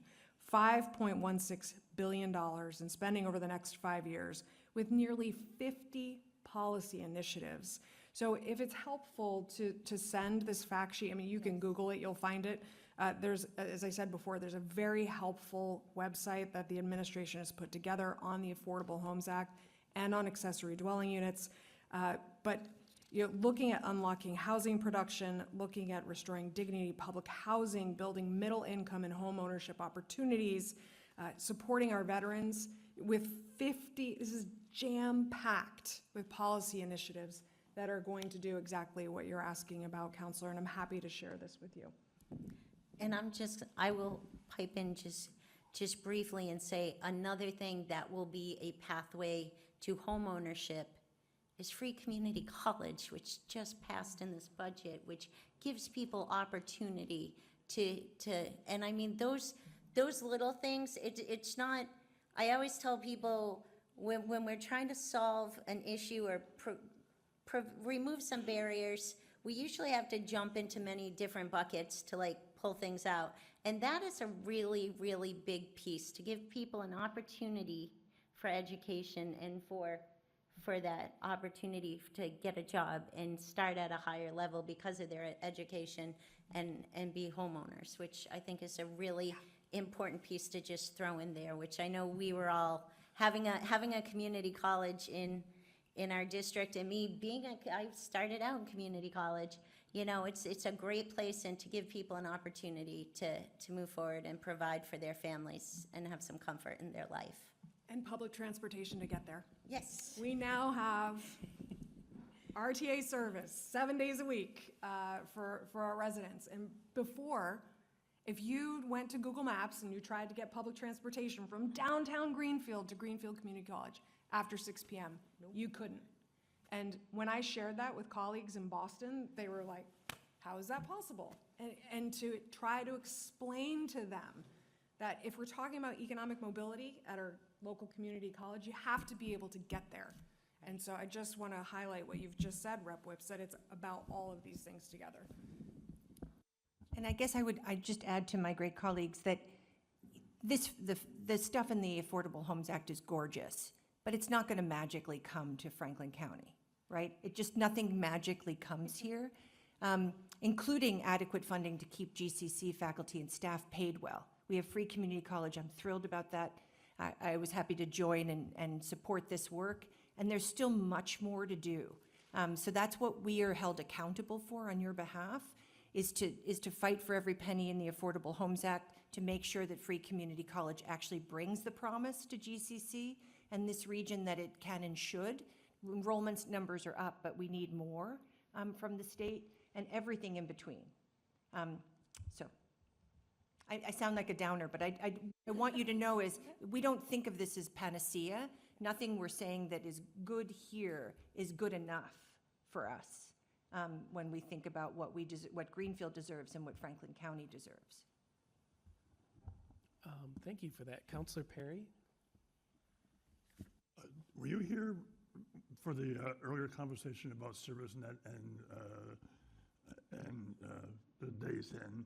Okay, so you heard the conversation. We have Wendy Goodman sitting right over there, who was the liaison. So if anything you can do to help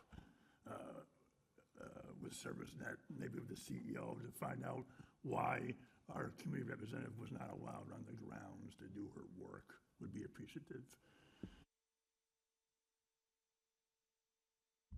Counselor Wondolowski?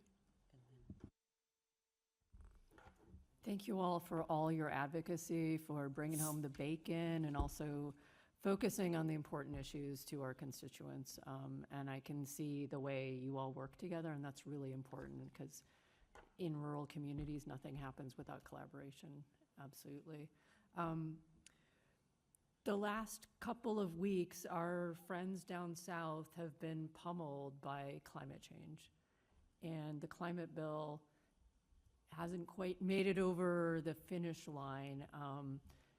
With all the new housing, we have so many opportunities to decarbonize and green our communities. And we know that cities and towns are at the forefront and have the ability to make changes that are not going to happen from the federal level. So tell us, how are we going to get this done?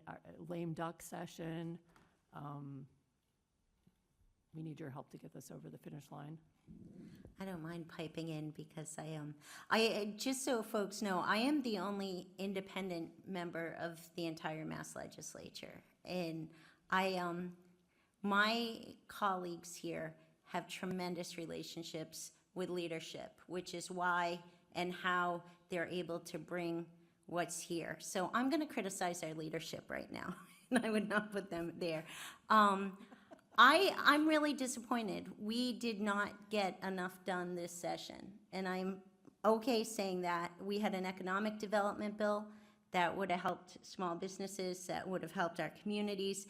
We need to build our tax bases up in our communities, and economic development is one of those drivers. And climate change bill. And there were other bills. My gypsy bill hasn't gotten through yet.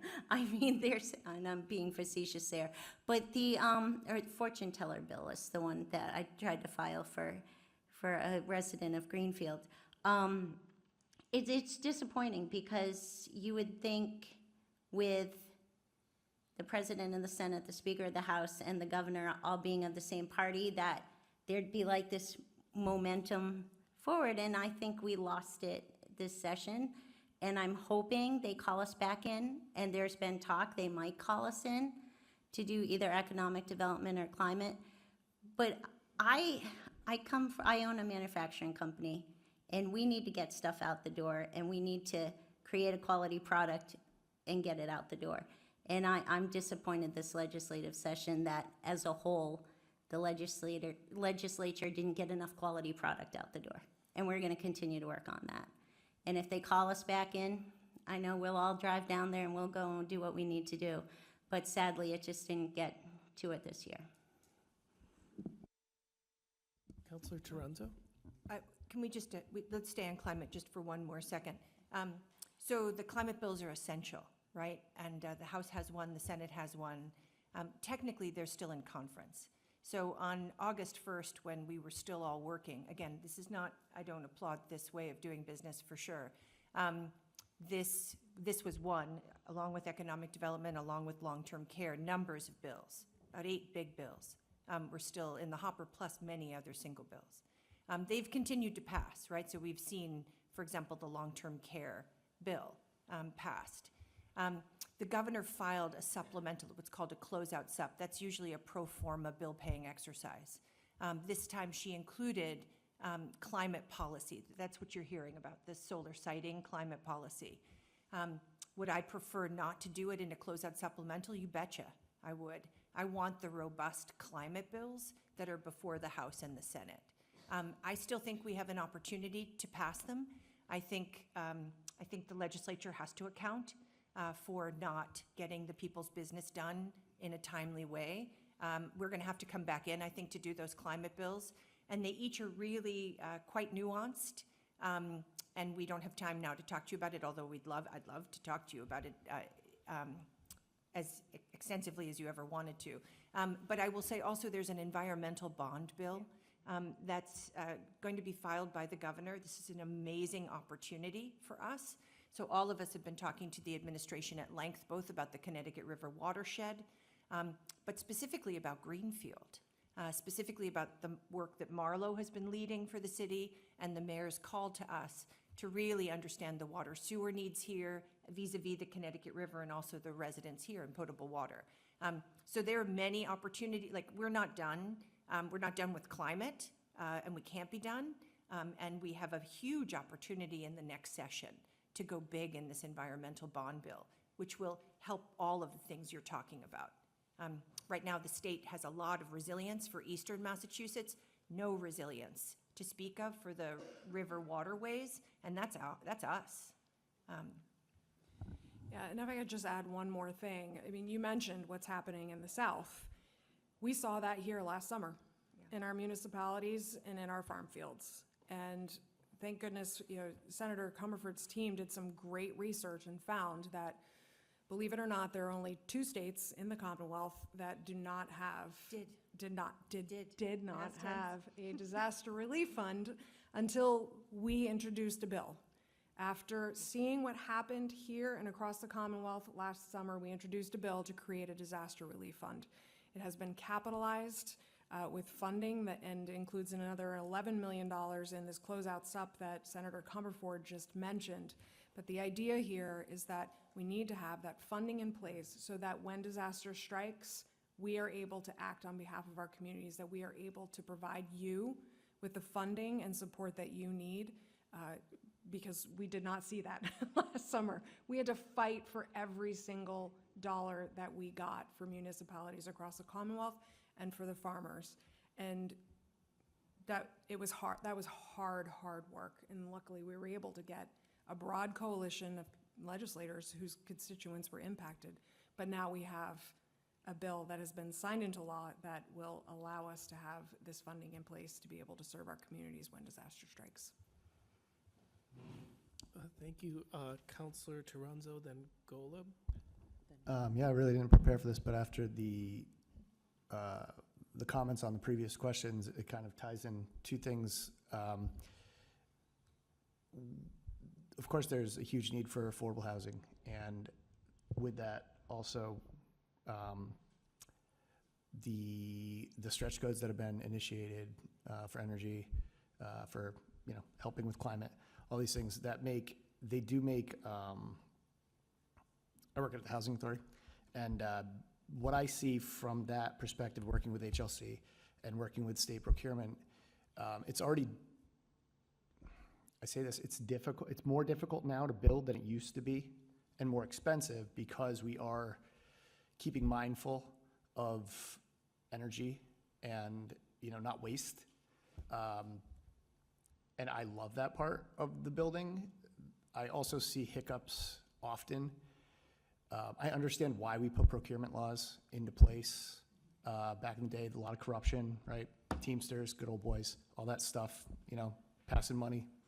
But what I've seen in public housing development is there is none because it's so cost prohibitive. Affordable housing is unaffordable to create.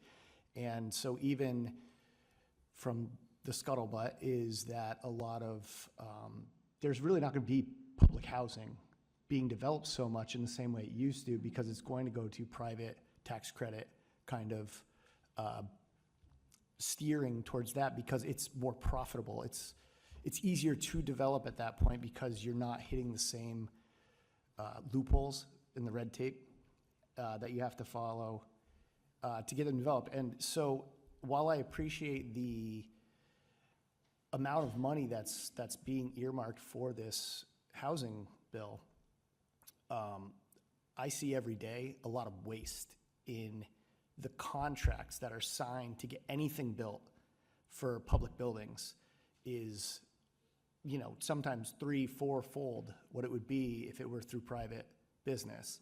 And so I just didn't know if there's any talks of relaxing some of those rules. Recording stopped. Or change Recording in progress. or changing of those rules that are in the works to make that, to essentially to make affordable housing more affordable, like for it to be done through not only private developers, but from our tax money as well that's being invested into it. So you said, you made a number of really important points. Let's just talk briefly, super quickly about procurement. As it happens, at our invitation, the Inspector General was out in Western Massachusetts to talk to our towns about procurement. And it was really specifically about how hard it is for a small town to procure within the current paradigm. Not that we want the corruption and the waste that you spoke to, but we have to figure out how we govern 351 cities and towns. And the procurement laws are really arduous, and they could really they cost us. There was a certain situation with Bernardston where this Inspector General stepped in so they could get a fire truck, for example. So this is real, and he is looking at procurement right now, statewide, with an eye toward rural communities, how to right-size it. And then you made another good point about the cost of building. And you're right, there is a balance between the kind of, I think you're talking about the net zero stretch energy code. And I feel like I'm guilty of participating in that. I am. I filed that bill. And so I own that we have now a net zero, basically our stretch code. We've created this net zero stretch code. But we do have climate goals, right, that say that we're going to be a net zero Commonwealth by 2050. So that's where I think the public money comes in. We must make it fiscally possible for developers to want to build, especially here, because they're not building 100 units. Maybe they're going to build 12, right? So we have to figure out how to help incentivize them to come. And many of the developers doing the best work out here are the nonprofit developers. But there are for-profit developers here coming because we can stack some funding that's mostly embedded in the Affordable Homes Act and make their balance sheets balance. Without that public money, we will not be able to get the affordability piece of this that I think we all value. Because we want to live in diverse communities where housing is a right. And so this is an HLC total focus, trying to figure it out, right? And so that's why the governor went big on the bond and why the legislature said yes. Because as you know, we have a bond cap to live under as a Commonwealth, and this was a big statement. You know, we're going to prioritize this over some other things. I'll just pop in and say we've got a great project happening in Athol right now, and it's 2 old neighborhood school buildings that have been empty for 20 years on the same campus, and we're going to connect them as 55 units. That's going to be mixed, mostly affordable, senior housing, et cetera. And the money has come from a congressional earmark, has come from state earmark, has come from nonprofits. The town of Athol believed in so much in the project, they put a big chunk of their ARPA money into it. You know, and because there's no return on investment to convert these 2 old brick schools and get them livable. You know, you're talking for 55 units over $35 million, which if you were a contractor coming in and you were going to rent these out, there's no return on investment ever. So the only way to do that is to develop partnerships with our state and our federal partners, as well as, you know, our nonprofits, build up those tax credits. And it takes a long time to get all of the pieces of the puzzle right in. But I can't wait till we break ground on that. The funding is in place right now, which just, you know, we're seeing the light at the end of the tunnel. But we all in this area have old mill buildings and have old neighborhood schools that are great solid bones, but take a lot to turn into proper housing. So it's definitely, it's something we all have to pitch in. And again, Jim McGovern, our congressman, has been tremendous and comes out and sees us, and we've got this really great partnership and a bunch of little buckets who are pulling different lumps of money in to get a project done. And if anybody's going to get a project done, it's Gina Gavoni. I just want to say she's a tremendous partner to us in this work, and was instrumental as we were giving feedback on the Affordable Homes Act. And we have a project in Sunderland at Sanderson Place, which is another tremendous example. And just stacking those funding streams and getting it done. She is an expert, and she is a fierce advocate for communities like Greenfield and every community that she serves in Franklin County. That's my boss.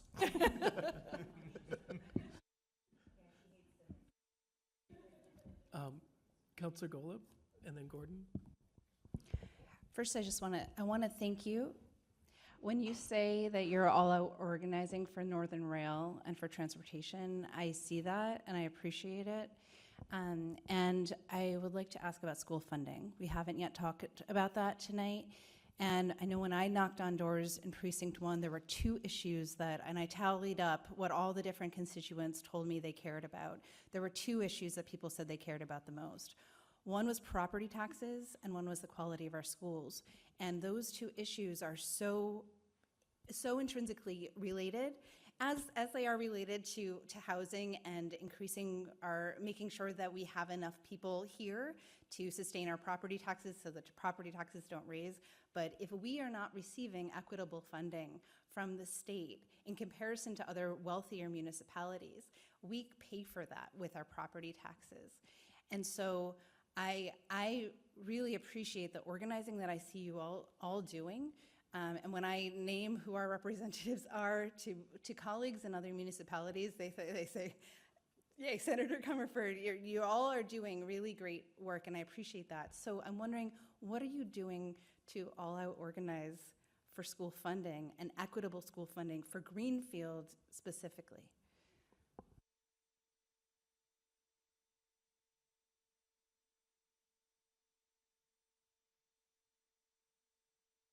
You are completely right to call us out on this.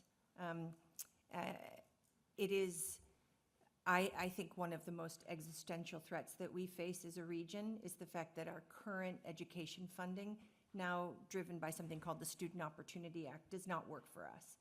It also happens to not work for 210 other districts, including Greenfield, right? So 211 districts are currently what are called minimum aid districts. What does that mean? It means they're in a state of hold harmless, which means they get a pittance increase every year, which does not keep pace with inflation. The other districts, about a third of them, are actually benefiting actively from the Student Opportunity Act, and these are largely much lower income, much more urban districts, high immigrant population. The Student Opportunity Act was a beautiful bill. It was a racial justice, economic justice bill. It was not a rural bill or a low and declining enrollment minimum aid bill. And we have to flip it on its head. There is no question about this. All of us are engaged in different proposals to do that. And I think this is the year that we have to bring it with a fierceness, an uncompromising fierceness, frankly, that I don't think I've mustered yet completely, but I'm feeling it. In terms of just, really calling it out. We all have called it out in the building through our legislation, through budget debates, through meetings with leadership, absolutely. But the pain that's felt throughout the entirety of the 25 communities I represent is unparalleled. And we have to find a solve. There are many things that could help. And so all of us have been part of meetings, sometimes statewide, sometimes small group, where we've looked at solutions as between sessions. We're a little bit between sessions. So many of the proposals we've brought didn't pass, right? There's a log jam of willingness. This is where I will say your advocacy and the advocacy of the mayor will make all the difference. We need to raise our voices at education hearings, beginning as soon as they start happening, that we are in an untenable situation in Western Mass. So I just want to say that, we can do it. We can talk in depth about a number of proposals. And we together brought the Ways and Means Committee to Greenfield Community College so that they could hear from educators, administrator, and town officials talking about this directly to the state. We haven't broken through yet, though, in meaningful ways. So it's been little increments which keep us on life support, essentially, but is not transformational, and it's certainly not sustainable. Just a very quick follow-up. Thank you for owning that and for bringing that fierceness and committing to bringing that fierceness. And I've received those emails and really appreciated them about Northern Rail. If you can also I know that my colleagues care deeply about this issue. It was the number one thing that we talked about at the forum when those of us who had elections last year were talking about what we care about. So if you could also let us know when those specific opportunities come up so that we can participate, I would be very grateful for that. And just quickly, as January comes, the governor works on her budget and is the first version of it. And that's an excellent time to advocate on needs to get something in the governor's budget. And then it comes to the House budget. And between the governor's budget and the House budget, there's, consensus revenue numbers. So we've got a better picture of the money that's coming in. And then the House will have their debate in April. And then another round of numbers come out. So there's even a better understanding. And then the Senate has their budget debate in May. But I think getting in early and again, form letters, when you reach out, whether it's to the governor or to us, signing on to a form letter isn't as meaningful as if you just say, hi, my name's Debbie and my kids go to this school and I want them to have this and we've been let down and we need help.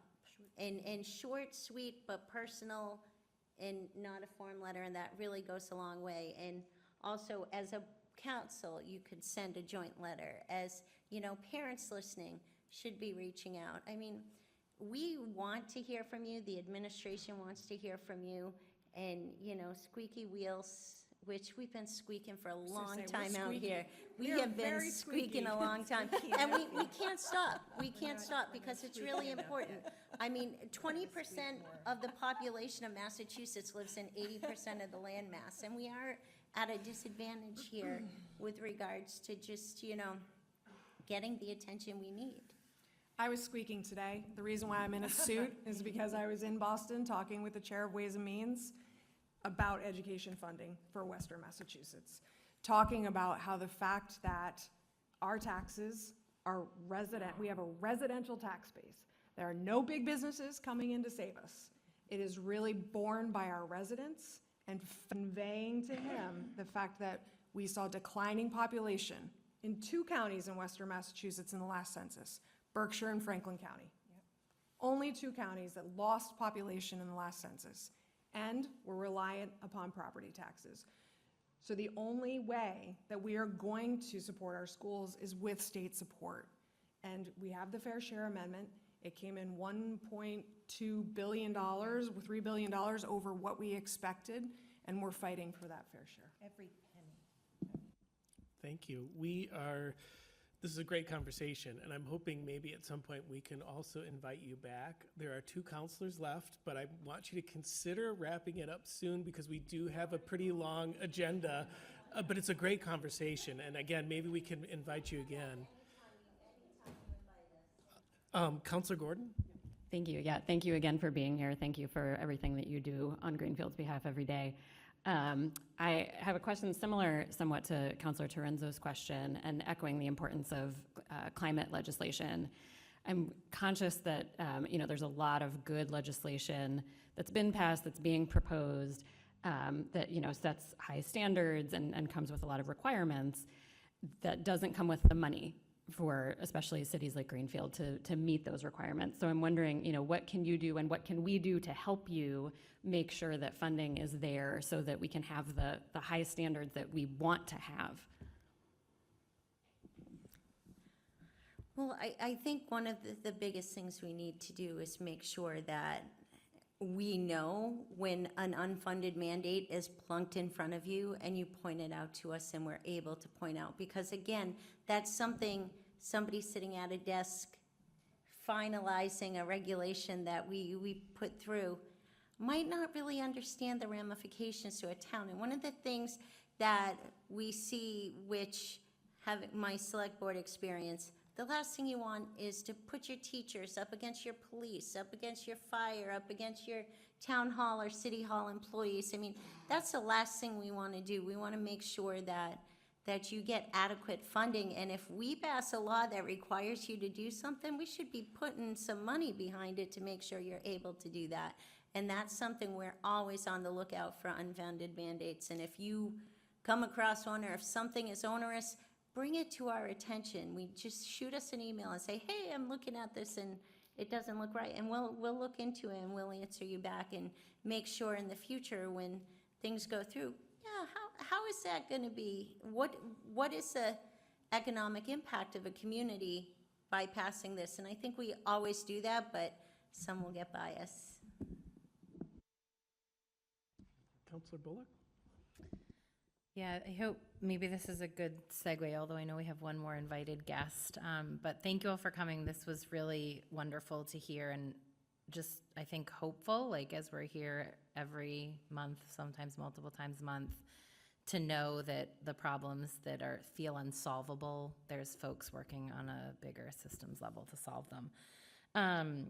So we hopefully tonight are going to get to a vote on a zoning amendment, and there's some more coming down the pike for us, and I'm the chair of the Economic Development Committee, so they've been in front of me for the past few months, and I've spent the last 2.5 to 3 months talking directly to citizens about a lot of fears around zoning changes. I've read the bill and the ADU changes, which we're not talking about tonight. That is not on our agenda for tonight. I know that was put out to the public, but it's not what we're voting on tonight. That will be in next month's EDC meeting. But I guess what I'm wondering if you could speak to, because this is kind of what I've been doing in trying to drive home the reasons that we need these zoning changes as actually 5 steps back. We needed these zoning changes in order for there to make way for there to be even the possibility of housing to be built in our neighborhoods. And there's a lot of citizens with very real concerns about neighborhoods changing and their experience, and that they moved to these neighborhoods because they wanted them to look a certain way and they wanted them to be in certain proximity, right? And so I'm just wondering what I'm sure you had to deal with this as the bill was coming through, and there was some of these provisions around ADU by right and things like that people have really visceral, personal responses to. I'm wondering if you can just speak to that, because I think we've lost a lot of public comment, folks, but based on our emails, I think we had a lot of public comment tonight that was really going to be focused and will maybe be focused on these zoning changes and what it means, how it impacts Greenfield. And so the conversations I've been having is how do we do education about accepting a change that's necessary for housing to be a right for everyone in our community? And I'm wondering what you are saying to constituents about this.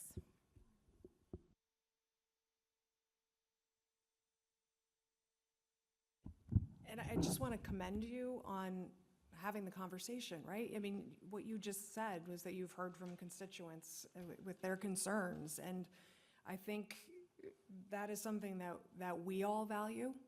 It's why we're here, it's why we have office hours, it's why we want to make sure that we're available to people. But I'm glad to hear that you've been out there listening to those concerns. Again, I hate to keep pointing back to this website, but if the state has put together, if it's not about ADUs though, it's just general zoning. Because this talks about what municipalities can fears do about and what you ADUs. can't. There's a lot of fears about cluster developments.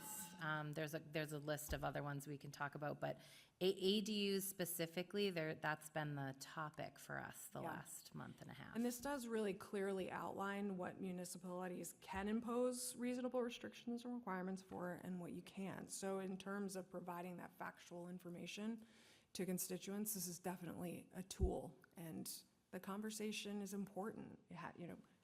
Where people live in their neighborhoods, that is important. And so I just commend you for being out there and being willing to have the conversation and to be there to listen.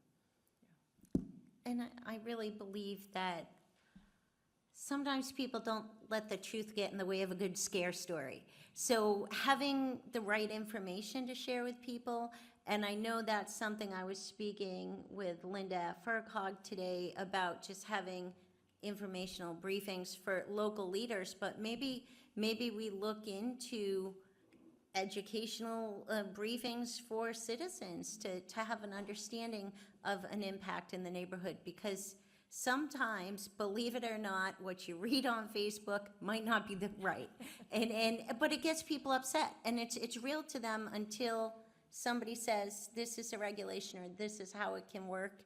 And I think rather than have people upset over something that may or may not happen, I think let's focus on getting the information out, and we're happy to work with you to get, this fact sheet that Natalie has for the whole bill is fantastic, but maybe we could work with Linda and come up with an ADU fact sheet that will just help people have a better understanding, because I certainly don't want to have people losing sleep over something that's never going to happen.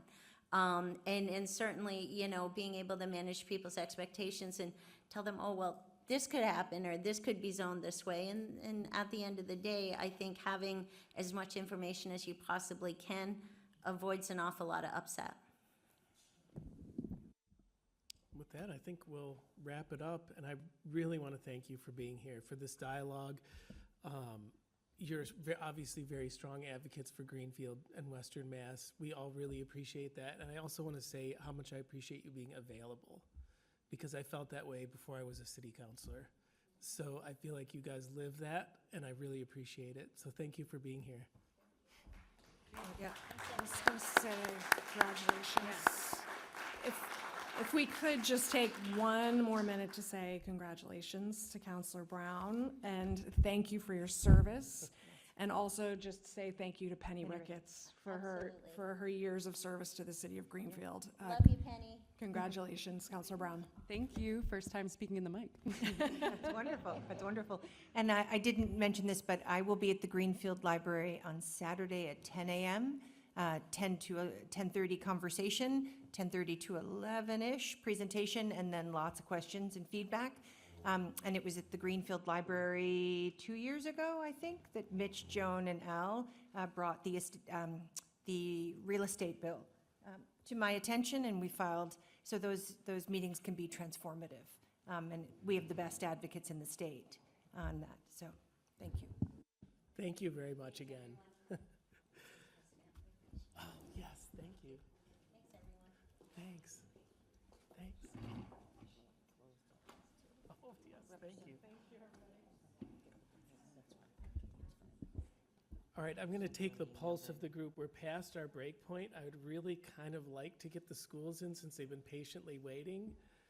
Is this something we find acceptable, or break? Okay. Is that okay? Is that okay? Let's do a 5-minute break.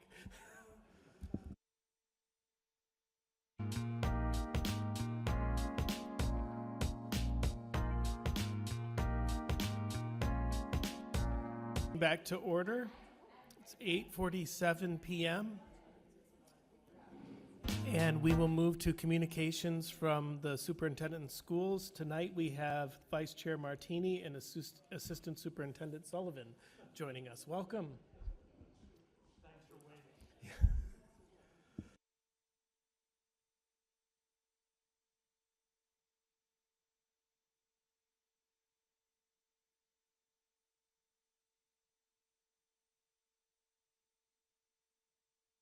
Recording in progress. Hi, everyone. I am Catherine Martini. I am serving currently as Vice Chair of the School Committee, and I am standing in for Glenn this evening, who's not available. And as fortune would have it, is going to be a double date with Karen's Veep as well, because Stephen is standing in for Karen this evening because, as you may or may not know, the National Honor Society induction ceremony was this evening, and one of our students being inducted into the National Honor Society selected Superintendent Pat Nod as her honored teacher to participate in her induction. So that is where the superintendent is this evening, and Assistant Superintendent Sullivan just provided to the school committee a presentation about our accountability data from DESE at our last meeting, which we thought would interest you. So he'll be presenting that this evening. Let's see, I guess I'll go first. And having not been sitting in this seat before, I'm probably going to break all kinds of routines. But I thought I would just speak with everyone about my particular work and role on the school committee, because I happen to also chair the Budget and Finance Subcommittee of the school committee, and I wanted to just share some updates about the work we've been doing. So it's serendipitous that our representatives and senator were here this evening, because we have just for the first time, approved a slate of earmark requests to authorize our legislative representative, which is also a new role this year on the school committee, to communicate with our delegation about. So we are hoping to advance these requests and be hearing about new funding that's been secured by our excellent representatives and senator maybe this time next year.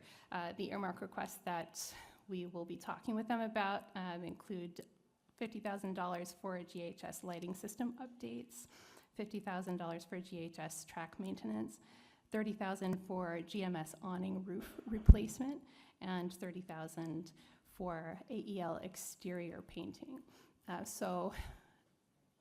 Those are requests that could have come, certainly could be capital improvement requests. However, we're very cognizant of the fact that we do have a sizable one coming for our fire panel at GMS, which is currently so old that parts can no longer be obtained for repairing it. And in order to replace it, that means we also have to replace every unit throughout the building. So we did just approve a single capital improvement request to go to the city for that, which will be $150,000. And in addition to making our first foray that I am aware of into earmark requests, the Budget and Finance Subcommittee has also been working on developing the first that I know of annual budget development calendar for the school committee, which you have before you. I brought copies to share with all of you, and please bear with us if you have suggestions for improvements. This is our first go around with an annual budget calendar. Other school committees, many of them have a document like this, and we are looking forward to having a more streamlined budget development process and increasing clarity and engagement through that process. So this is just a first step in doing that.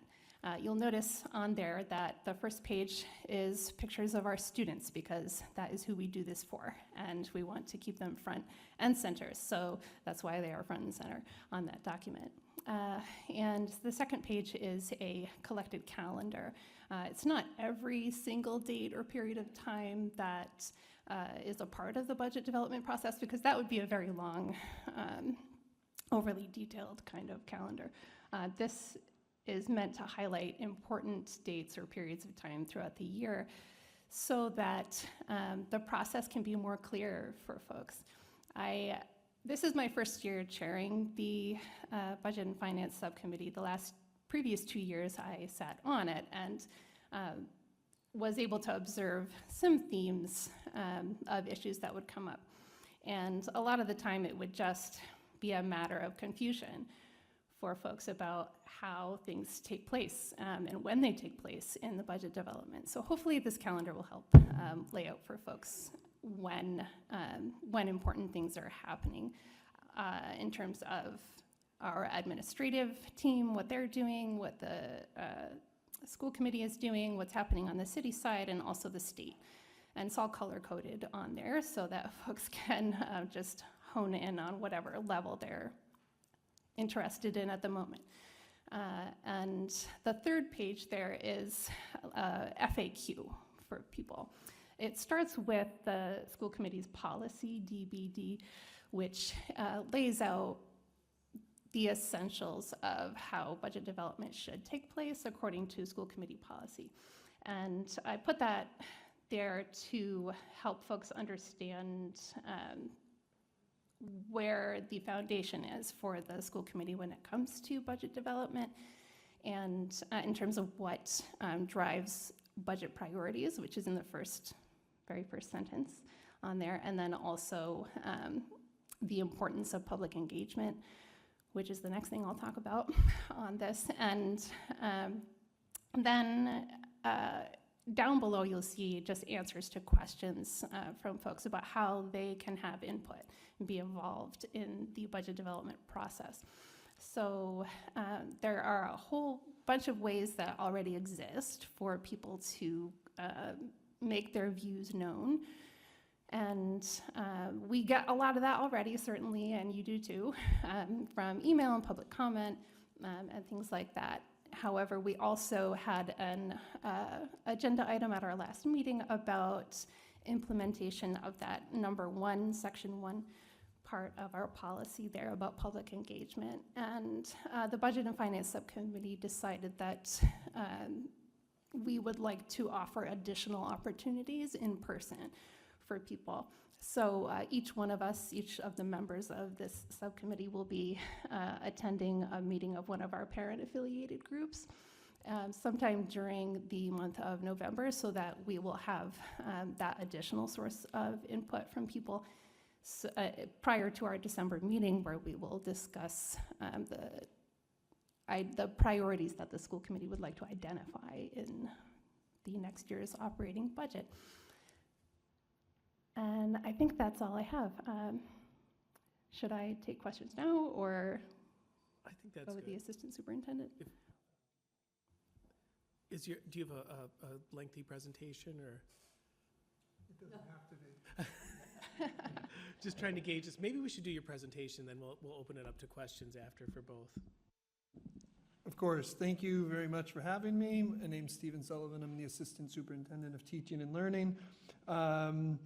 I do have slides that I shared with the school committee last week that I can certainly share with the council. I just put some talking points together, and I will keep it brief because I know you are 2.5 hours in and have more on your agenda. But in terms of the Massachusetts Department of Elementary and Secondary Education's accountability system, I think MCAS gets a lot of the headlines, but there are a number of factors and layers in the accountability system. And it's intended to answer 2 questions: how is a school or district performing, and what supports might be needed? Greenfield is in turnaround, which means we have had at least one school either requiring assistance or intervention. I feel strongly that we should highlight the things when we can highlight the things. And there's plenty of highlights from last year's accountability data, one of which in 2023, Greenfield had 4 schools requiring assistance or intervention. Last year, that number was reduced to 2. So that is some significant steps in the right direction. Greenfield also went in from 2023 to 2024, went from meeting approximately 43% of their assigned DESI targets to last year hitting 61% of their targets. You might be asking, what are the targets? How are they set? Again, there are layers and layers of this. The targets we're working towards right now were set in 2023 with the idea of schools moving back to pre-COVID numbers. So there was some dramatic fall off. So they've used 2019 as a reference point. So if you've matched your 2019 accountability ratings, you're on the path forward. And if you haven't quite met it, you're on the path to recovery. I'm not making that up. That is what DESE has assigned. And you have incremental steps to get you back to that. And we're a bit of a mixed bag, but additional successes. Our English learner population last year met or exceeded 68% of their targets, which is some incredible growth. Our Hispanic Latino subgroup achieved 68% of their targets as well. But there are still a number of areas for improvement. Chronic absenteeism is a significant area for improvement district-wide. Over 20% of our students are chronically absent. The state defines that as missing more than 20% of the days that they're enrolled. And the numbers and the correlations to how students perform on state assessments and things are pretty dramatic when you see students who are chronically absent versus those who are not. And then our students with disabilities made limited progress, only 7% of progress last year. And additionally, graduation rates and our advanced coursework participation continue to need attention. In terms of our next steps, we have the strategic plan. We're in year 2 of a 5-year strategic plan that is well aligned with the accountability system. The areas that were identified in this plan match up really well with the areas that we need. I highlighted our English learners and Hispanic population because those are some target subgroups that were identified through the data. Continuing to try to offer high quality curriculum, grade appropriate instruction with just-in-time supports for students, and high quality professional development for our teachers. And then again, continuing to focus on attendance to promote the benefits of attending, enhancing communication with families, and working to provide wraparound services and support to families who need it. Thank you both so much. I'll open this up to questions. Counselor Master Totaro. Yes, Kate. I know SROs have been a hot topic, but I have heard from numerous constituents, parents, and several teachers at the high school. And for the most part, they feel differently than 5/7 of the school committee. I was wondering if you could encourage your fellow committee members to give the chief a chance and attend his presentation and introducing his police officers that he would like to see take on those roles on the 29th of this month. At least hear them out. That's interesting what you're noticing about your constituent communications, because I've been tracking mine on this issue as well. And I've had dozens of people contact me since the September school committee meeting about the issue of whether or not we should bring back SROs to Greenfield schools. And currently 70% of the individual people who have contacted me are opposed, and 25% in support, and the remaining neutral. So that is something that I think I want to be careful of open meeting law about in commenting on further, because the school committee, as you will know if you've watched our most recent meeting, appointed Member Childs to conduct research for the school committee into what our options are to study measures for improving safety in Greenfield schools, while also protecting the security of our information about safety protocols so that they're not damaged by public sharing, if that makes sense. So this is something, it's an issue that is related to something that's still before the committee that we will definitely have on our November agenda, and I don't want to run the risk of deliberating right now, knowing that there are 2 other committee members who, unless they've left, are still in the room, and maybe other ones watching. Well, my question is would you consider at least hearing him out? The presentation is just a presentation. So are you opposed to at least listening to him? I, speaking only for myself and not for the committee, I would love to have a presentation. As of the present, the police chief has not provided the school committee with any proposal, any documentation, anything in writing. All we have had from him is a public comment, kind of out of the blue. And I believe member Deneve at our last meeting asked for information from the chief. So I'm sure we would all love to see it. Thank you. Thanks. Can I ask a point of question? Yes. Like, I'm not up, I've been dealing with the zoning, so I'm not really up to speed on this topic. Apologies for that. Am I understanding that the school committee voted to bring the study of safety within the schools to a subcommittee or a committee? And now the police department is doing a presentation on having an SRO in the school, even though the school committee said that's not what we're doing right now. We're going to do a safety study and come back with recommendations? I would say that's essentially correct. Okay, thank you.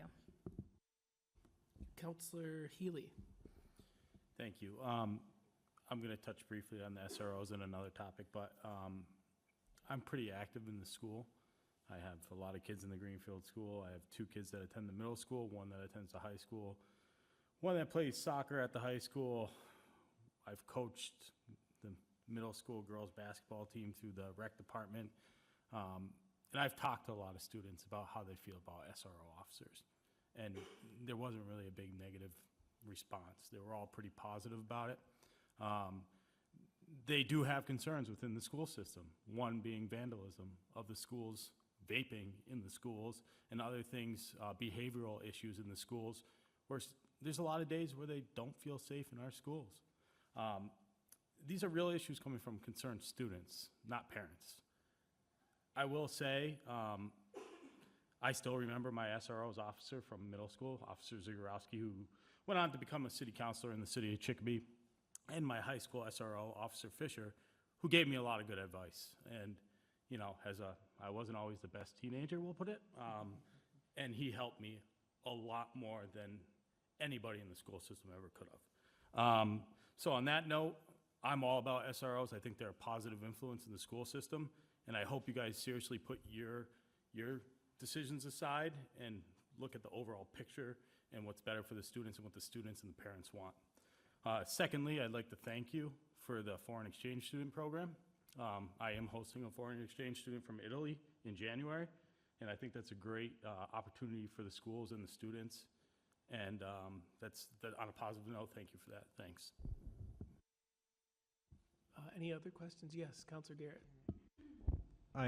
Thank you for the budget calendar and the presentation. Really appreciate it, and looking forward to just, again, a relationship with the school committee in which we're collaborating and working together and sharing information. So this is wonderful and a great follow-up to the conversation last month, so thank you. One fact that came out in the comments that you folks have made that really struck me was the chronic absenteeism. Could you define what we mean by chronic?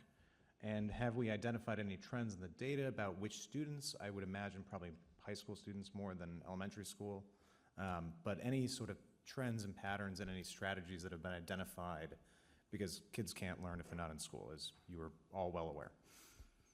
Can I just respond to Councillor Healy first since it's a separate question. I just had a few important thoughts to share. So I also have lots of personal experience with my own children in the Greenfield Public Schools system, including my oldest who lived through the hellacious 2021 return to school at Greenfield Middle School. Having a kiddo see and hear things take place at school that make them afraid is something that I feel right here. So I'm on a wavelength with you about that. I think it's important to listen to our students, and we haven't had them weigh in yet this time. The last time that this issue did come before the committee, which was not that long ago, we did hear a lot from students, and overall we heard a lot of concerns from students about feeling unsafe around police in their school as well. So, you know, when it comes to this, to making a decision like this, as a school committee member, again, speaking only for myself, Secretary of State's office,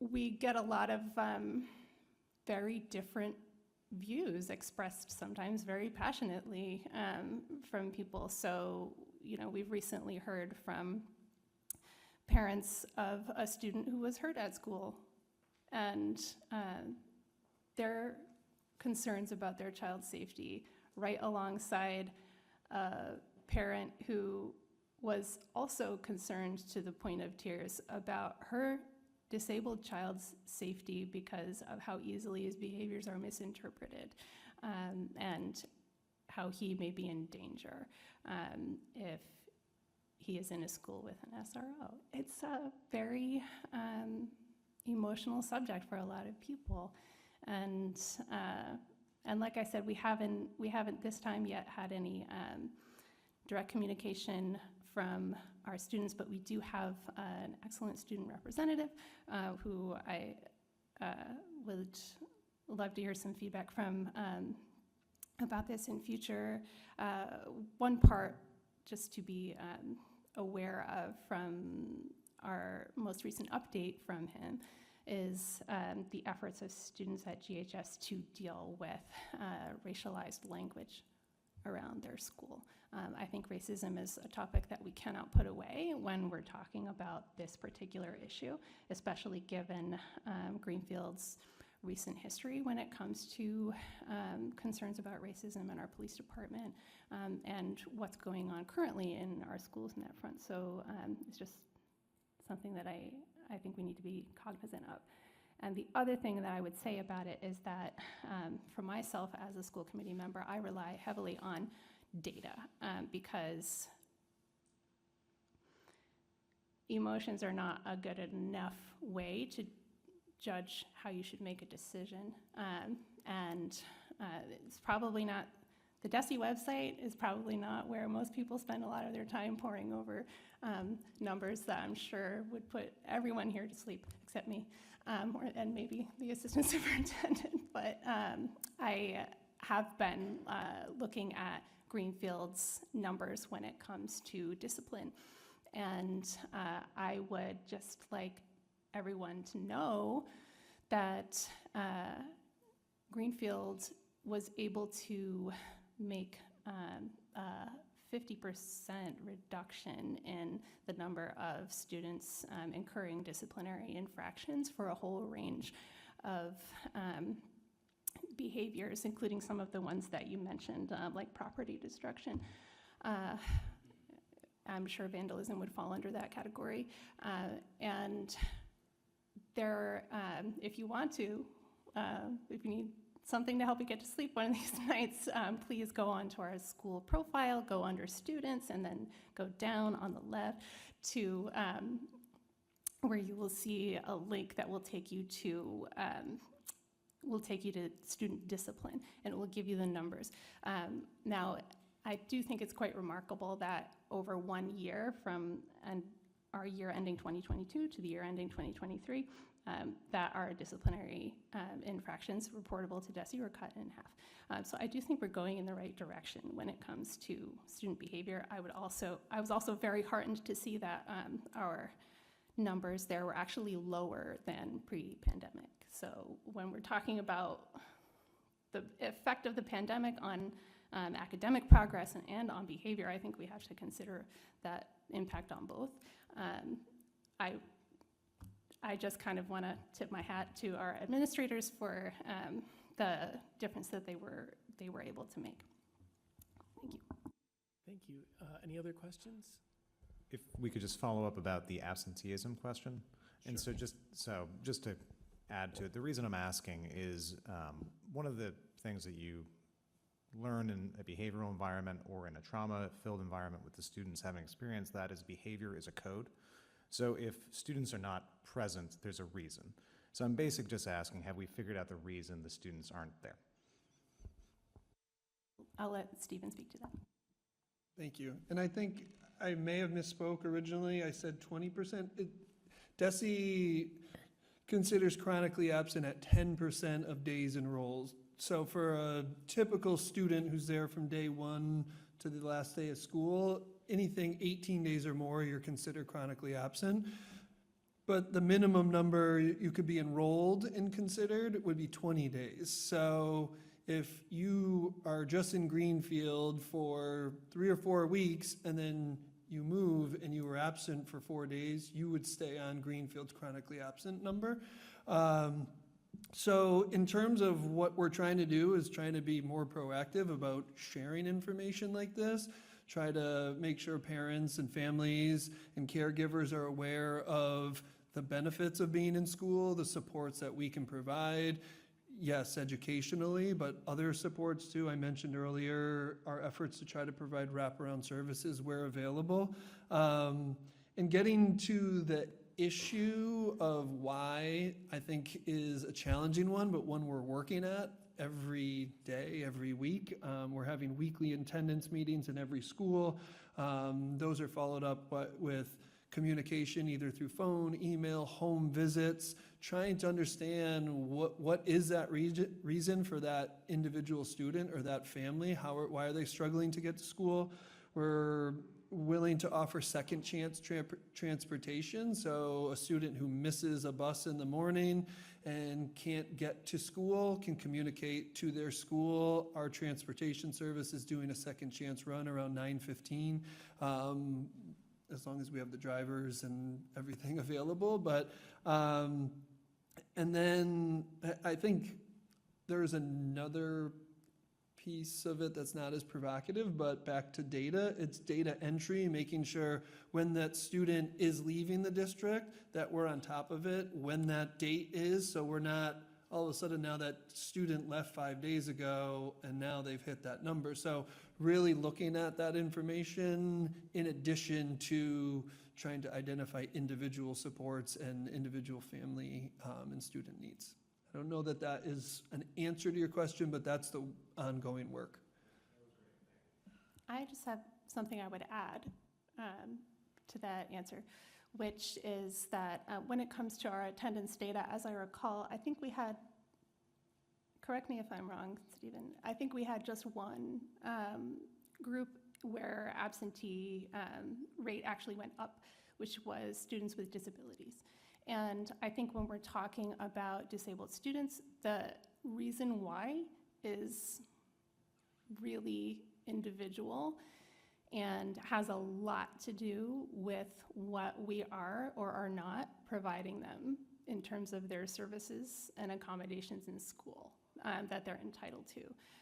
So being a parent with kids in special education myself, I know it very well how much a child's ability and willingness to be at school is affected by whether or not they're getting their needs met there. And as you know, we've had difficulty with certain things like hiring instructional aides, which is one of the lowest paid positions in the district. That's something that we did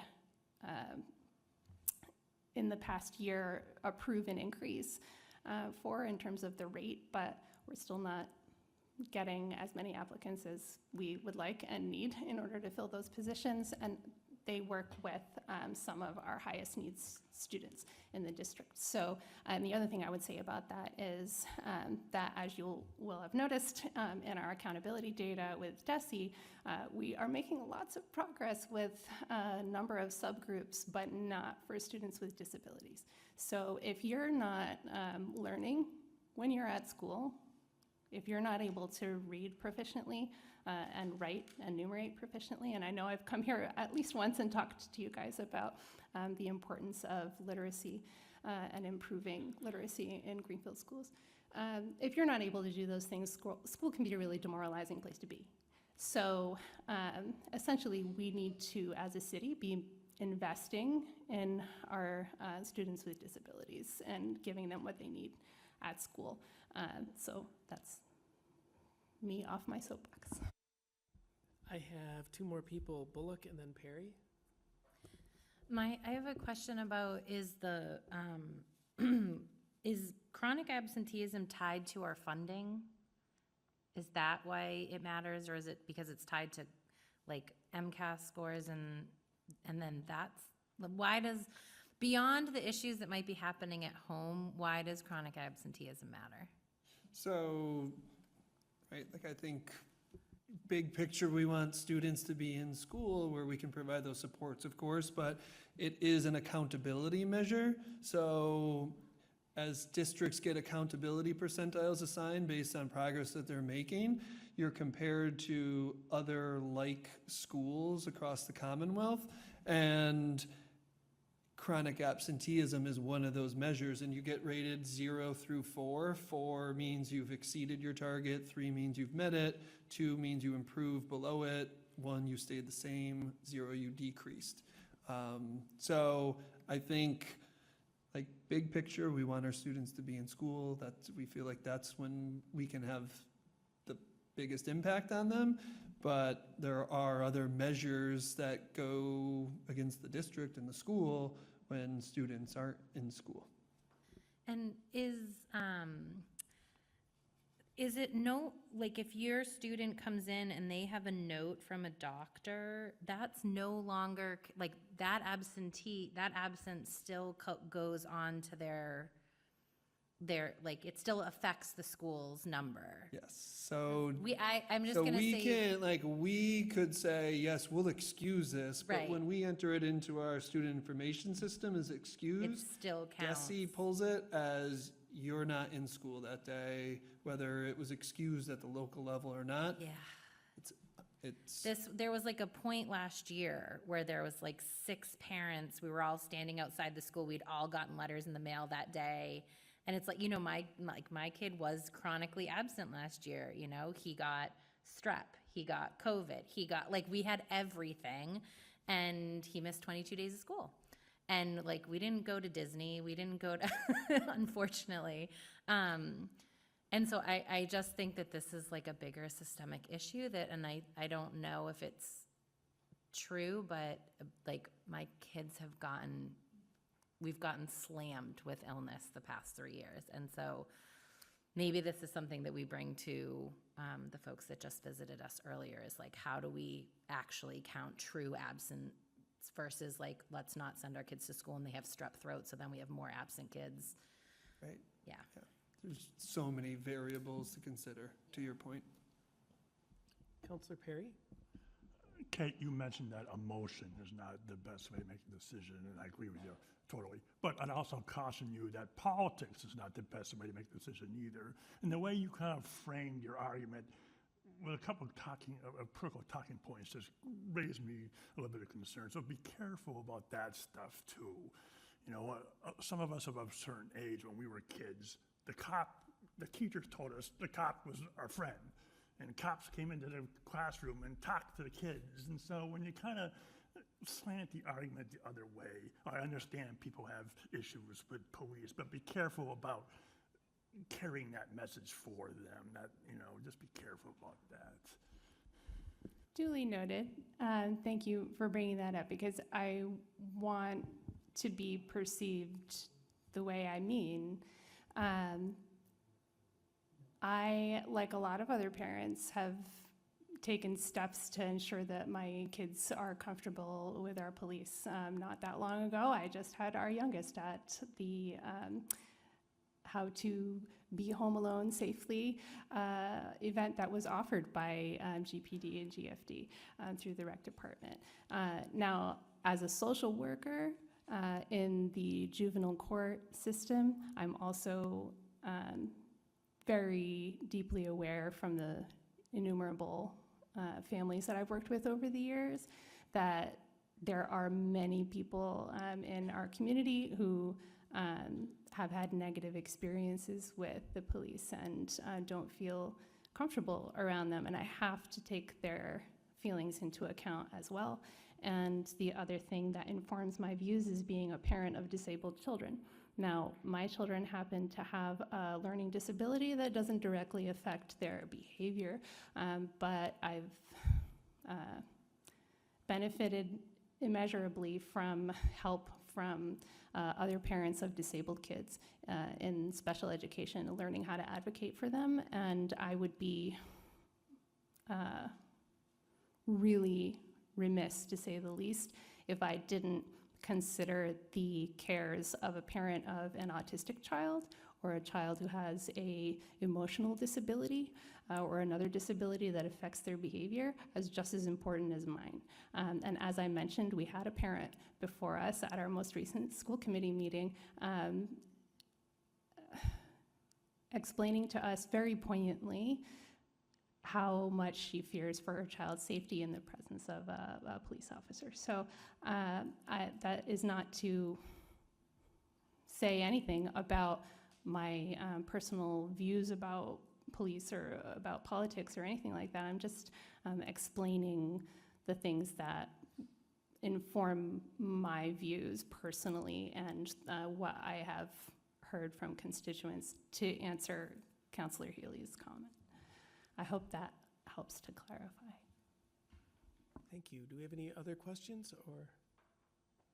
Seeing none, I just wanted to thank you, Vice Chair Martini, for your candor and being willing to engage in a contentious issue, because we don't always have this kind of dialogue, and we can be a tough group too. So I really appreciate it, and appreciative that even though there's different views, that you can speak so well and are willing to engage with us. I really appreciate it. The other thing I wanted to thank the school committee member, or school committee for, is their advocacy for building the music program, because I've heard great things about the grade school band program, and I'm really encouraged by all the interest in it. So I want to thank you for advocating. Can I just share one tidbit about that last thing? I am also very excited about the progress in the music program. You've probably heard the school committee talk about this a lot over the last couple of years, and being able to bring back this position in order to resurrect our elementary band program is very exciting this year. I do give so much credit to our superintendent's predecessor and our superintendent, of course, for her role in it as well, and our business manager for their management, because there are other districts around us who have suffered some seriously painful staff cuts this year, and I feel a little bit bad talking to any of them, because we were in a position to actually add positions like this one. And I'm also happy to report that interest in that program has been very high, and so we have actually exceeded the number of instruments that money was allotted for, and so Superintendent Patnod is currently hard at work to make more instruments available to students. So.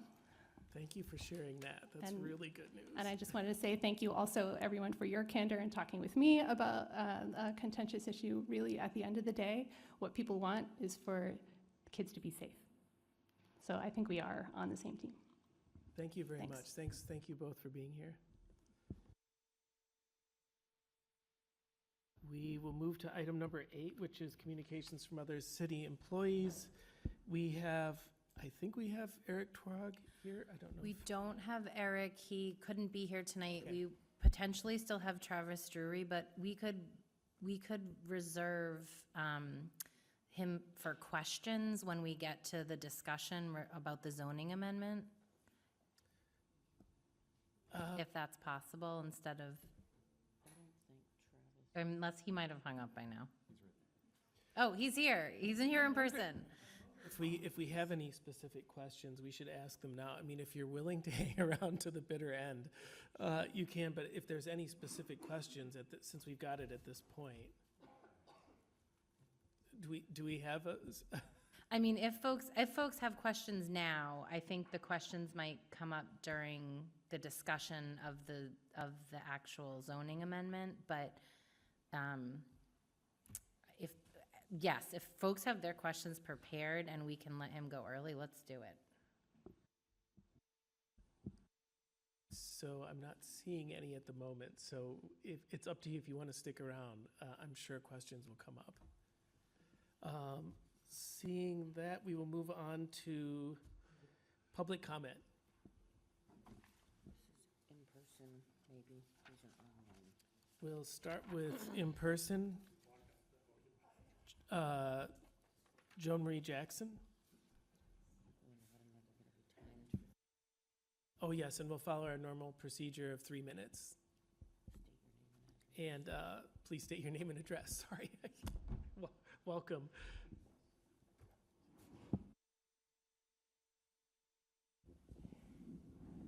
Good evening, councilors. My name is Joan Marie Jackson, 2 Chestnut Hill, Greenfield, Massachusetts. I'd like to thank all the councilors for being here this evening. I really appreciate also seeing Senator Comerford, House Rep Natalie Blais, and House Rep Susanna Whips also attending and having an open discussion with all of us to let us know what's going on. I appreciate that Senator Comerford had pushed through, along with many other people in the State House, to end home equity theft, and Massachusetts can be a more equitable place to live for people of all ages.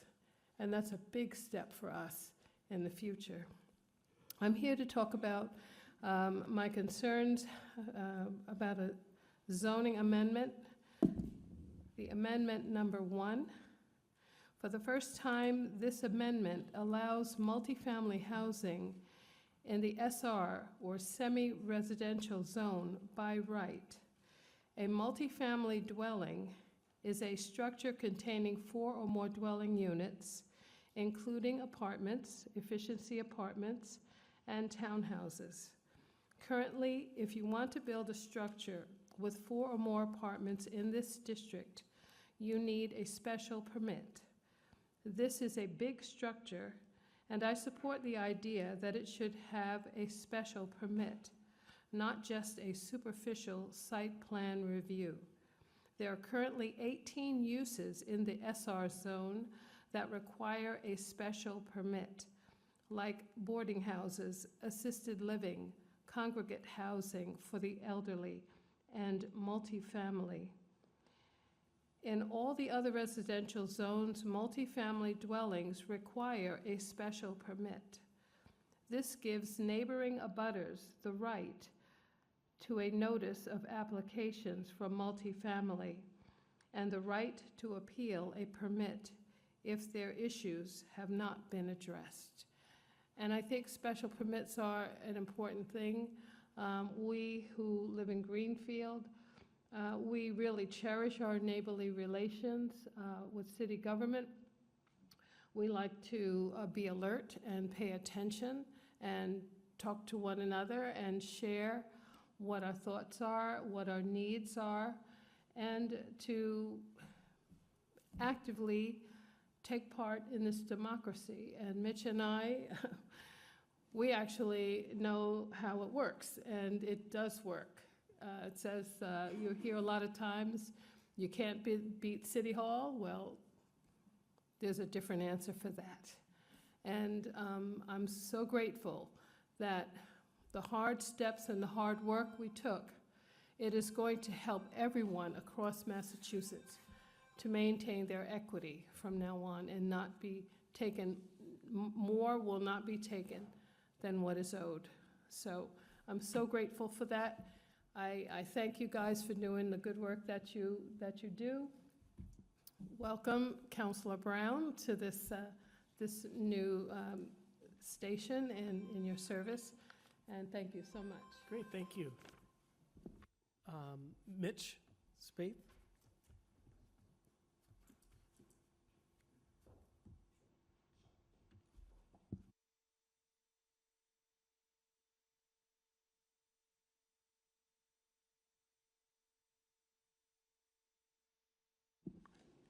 Good evening, councilors.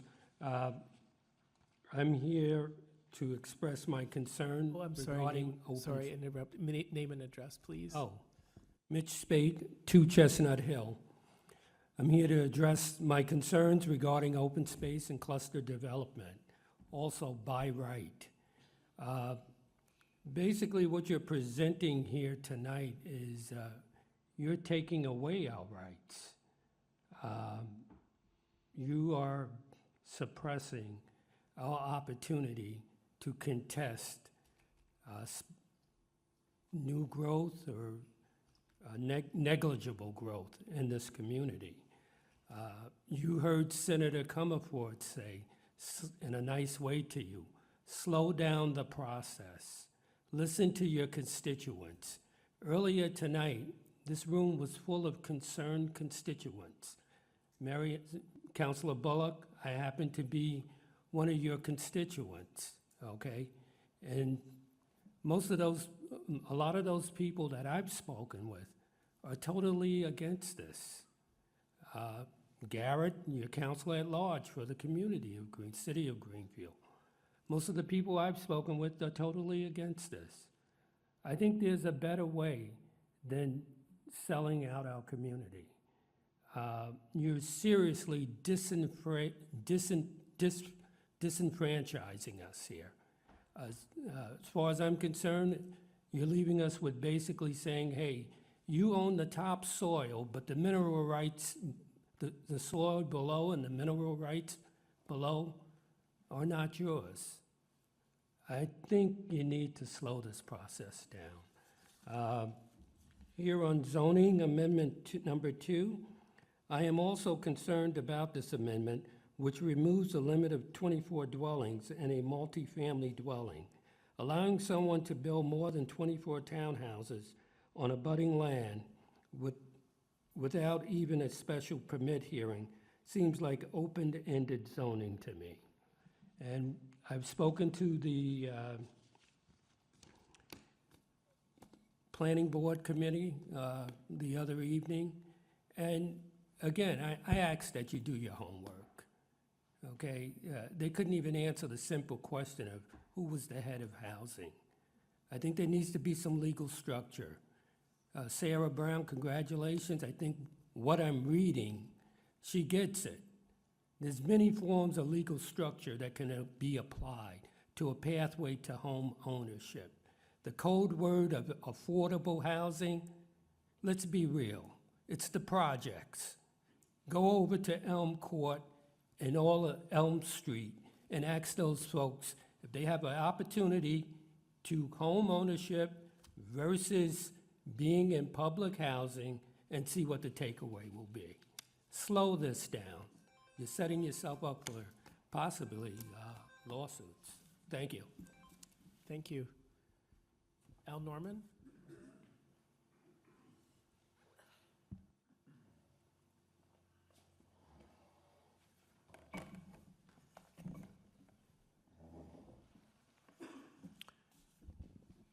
For the record, my name is Al Norman of Grinnell Street.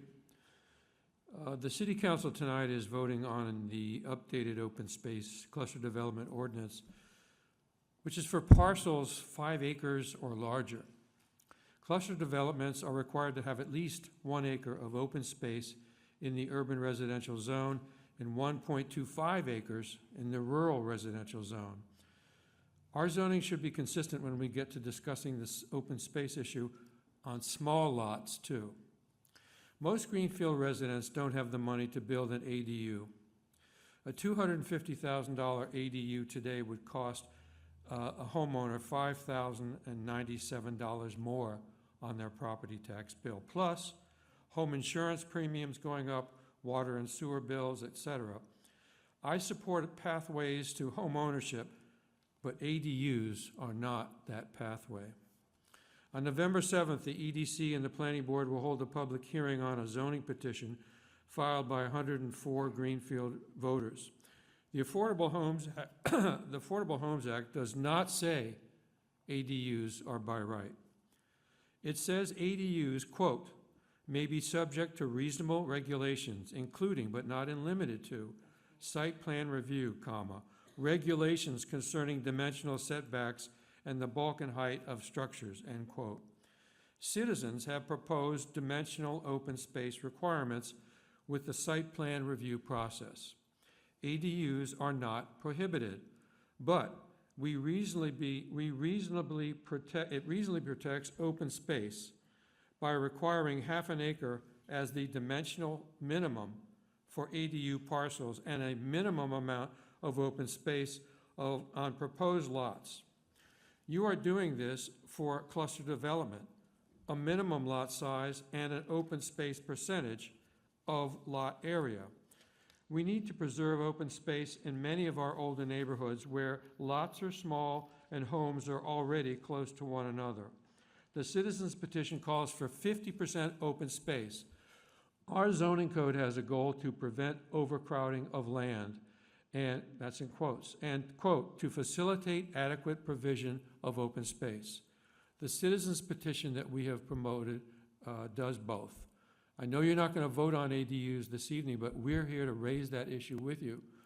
Because I told Senator Comerford when she left, please don't talk about ADUs by right, because it doesn't say that. It does not say that. If you look up Section 8 of Chapter 150, all of you, please do that. If you look up that section, that's the Affordable Homes Act that you've heard so much about. Read Section 8. I could read it to you out loud, but I'd end up my time. But you'll see that it's not by right, it's by a site plan review, and you have the right, we have the right to regulate these units. Thank you. Thank you. Pamela Goodwin?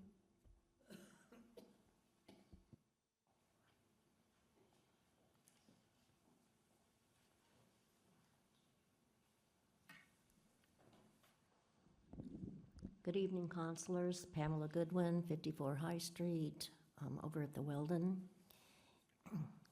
Welcome, Sarah. Thank you for all your hard work. I'm going to address two issues. At the last city council, there was a lot of hoopla about ARPA monies by councilors, by the public, by GSET folks. I want to encourage people, most of you were there last night at Ways and Means, and the mayor in great detail explained why she was withholding some of the ARPA funds, and the recommendation, I think you probably know about it, was made unanimously by Ways and Means.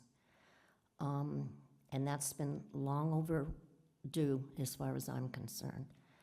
I want to thank Councillor Bottomley for sticking to the 5-day rule for the most part, because that's really important to be consistent about the policies at City Council. So watch the YouTube if you missed it. I'm encouraging everybody to watch that Ways and Means that lasted for several hours last night. In terms of housing, at one point, I've already divulged that I have been unhoused. I chose to live unhoused, and so I will fight for housing rights for people until my dying breath. I resent the fact that everybody is supposed to own a home. I owned a home for many years. I couldn't afford it.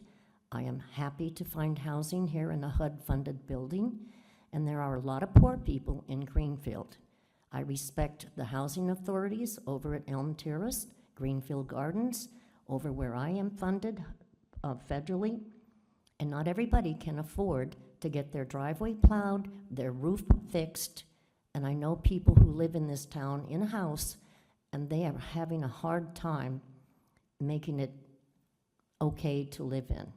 So I think people need to say, and I heard Rep. Whips talk about, I'll just use the word an attitude. So if we need to get people off of couch surfing and get young adults who are forced to live with their parents, then we should do that. And I am tired of hearing when I'm on Housing Greenfield that, you know, the population is shrinking, that we have 1950. We still have people that need a place. And they're not all in an encampment, they're doubled up. And so I really want us to think outside of the box. And if you don't want somebody building next to you, then I don't know what to tell you. And some of it is coming down from the state, and it doesn't sound like we have a heck of a lot of choices about some of this stuff. I have spent years, probably 2.5 to 3 years, talking about affordable housing, and I've met Secretary Augustus numerous times. So I'll just end it with that. It's time to do something about people that don't have a roof over their head. Thank you. David Mascaratolo?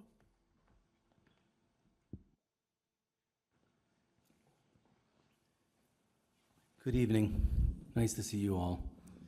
I'm here to speak on behalf of the Public Safety Commission and as the chair of the Sorry, I public. need an address. David Mascaratolo, 43 Country Club Road.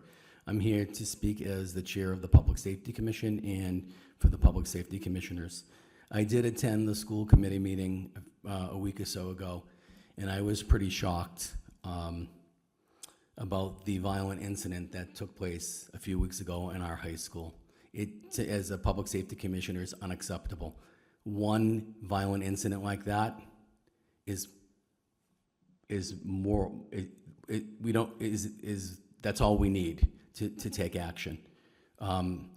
There's a lot of contention about SROs, but as the commissioner, I think it's important, and my role is to bring people together. I know that Ann Childs from the school committee had reached out to me and wants to get together. I've spoken to 3 SROs in our community, Gail Montague, Turners, and Deerfield, and they all have about 20 years experience working in our school systems. And when I asked them, how many arrests that you actually made combined in 20 years? 1. And it was not even on school property. Their attitude and their job is to help children, help young adults. They've given me examples of people coming into their office, their doors are open, saying, I'm scared to talk to my parents, but I think I've been sexually abused. Or I'm upset because my younger sibling doesn't have any clothes, and these police officers care and they do something about it. Their job isn't to go around and intimidate students. I find it interesting when I attended the meeting, and everybody has their opinion, and I shouldn't be judging, but one parent talked about how their child is very scared of the police and would do really bad in school, and admitted they've never met a police officer.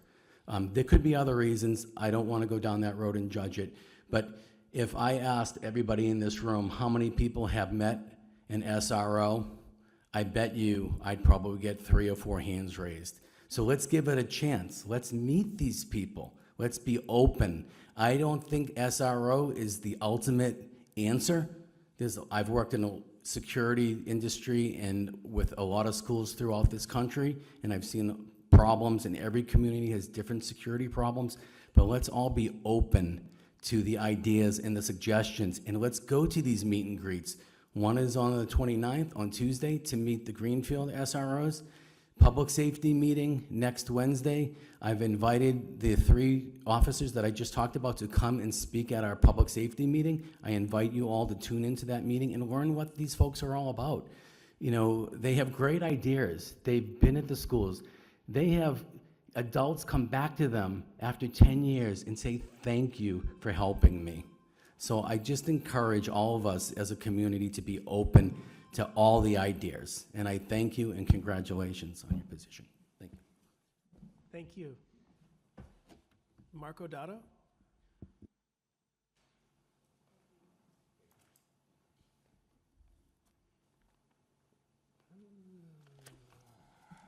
Marco Dotto, 29 Prospect Street. Since 1990, Greenfield's population has decreased by 1,000 people. The average home price in Greenfield is $320,000. The average home price in Massachusetts is $627,000. The rate of owner-occupied housing in Greenfield is 55%. The rate of owner-occupied homes in Massachusetts is 62%.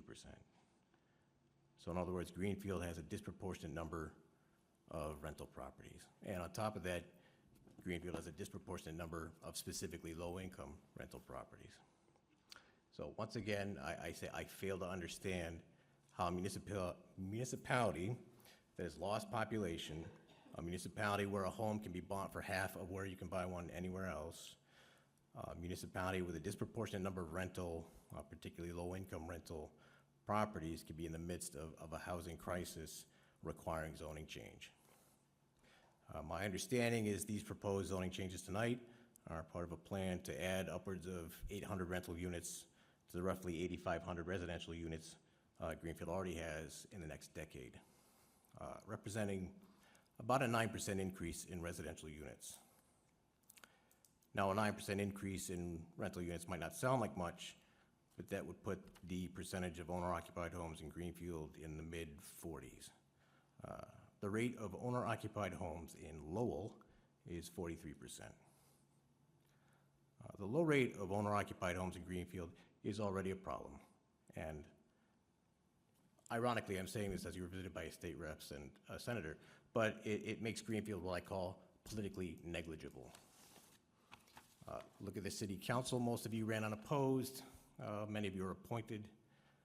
The number of people who are vested in this community is dwindling, and I posit that it's dwindling because the quality of life in Greenfield is dwindling. And it affects who gets elected and how the Commonwealth treats us. And growing at this analysis, if you will, we've already had a mayor elected with 34% of the popular vote. We've had a legislature split Greenfield in two for the purposes of districting. This means Greenfield makes up only 20% of either district. And this means the reps, and I just met them, they all seem nice, can still utterly ignore Greenfield and safely get reelected. Greenfield hasn't been represented by a Greenfield resident since 2005. And with the city split into two districts, Greenfield will never be represented by a Greenfield resident. Politically negligible. Compared to surrounding towns, Greenfield has twice of everything that's bad and half of everything that's good. And it has no political clout to stop it from getting worse. And we will get that clout when people take ownership of Greenfield. And that will happen when people own in Greenfield. And I'm talking about a rate of owner-occupied homes more like 65% than 45%. And so I entreat you tonight to table these zoning amendments and to think long and hard about the direction you want Greenfield to go. Thank you. Thank you. We'll move online to Ryan Whitney.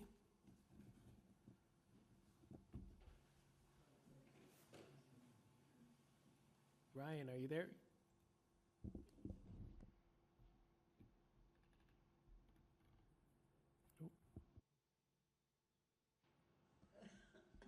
Ryan Whitney. Can you hear us, Ryan? Unmute. He is unmuted.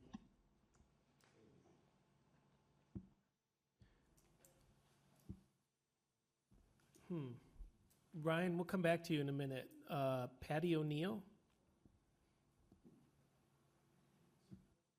Hello. Can you hear me okay? Yes. Hello, counselors. My name is Patty O'Neill, and I live at 34 Glenbrook Drive. I would like to speak in support of the open space cluster development ordinance.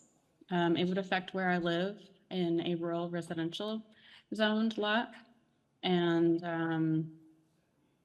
I have personal experience with sprawl, which is what this ordinance seeks to prevent with all the new development that could happen out here. And I originally grew up in Northern Virginia, which used to be a pretty rural residential area. And has become the epitome of sprawl and was actually my inspiration to study ecological design to make sure that this doesn't happen to places. It's development just happened wherever it could. Neighborhoods just blanketed the landscapes, and it really erased the character of the landscape and the feel of the landscape. It was just gone, and I would hate to see that happen to Greenfield. It's a very alienating kind of setting to create to allow development to go unchecked. So the cluster development, I think, would be really helpful with that. It also helps prevent habitat fragmentation, and that's something that is going to be super important for wildlife as we face more development. Just the cluster development will allow Greenfield to accommodate as many people as it can while balancing the things that I think we all find valuable about Greenfield, and allow wildlife to survive and thrive and be able to migrate. I also did see the FERCog presentation and their details about how they figured out the numbers for how to balance the housing to conservation, and it sounded really thoughtful and it looks great. And I also want to speak in support of just allowing different kinds of housing, more multifamily housing, ADUs ideally clustered, and they're also cheaper for the city to maintain and connect to, and I think that's important to consider as well. That's it. Thank you. Thank you so much. We'll try Ryan Whitney. Can you hear us, Ryan? I can hear you. Can you hear me now? Yep. Alrighty. I guess I'm just like, we were gonna talk about EUs tonight. That's what I was gonna be talking about, but that'll be revisited. I guess I'm just gonna rant a little bit about like how I see Hey, all our sorry, boards. I attend Didn't want to I interrupt attend you, so many. but we need an address or Chapman Street, Greenfield, Massachusetts. Thanks. It's just, you go to so many different meetings. Me and my wife go, and I know most of the city councilors know that we go to many different meetings. I'm very passionate about stuff, and I always hear like tons of people in the room always talking about one thing but everything's always feelings based. Everything we vote on is feelings based in this town. And there's only one set of feelings ever being taken into account. Like just the SRO, like talking about the SRO, you have like national things being brought into our local level, when at a local level, we're having problems in our school with behavior and different things like that since like COVID. I remember the bathrooms being smashed up, and one kid could only go to the bathroom at a time.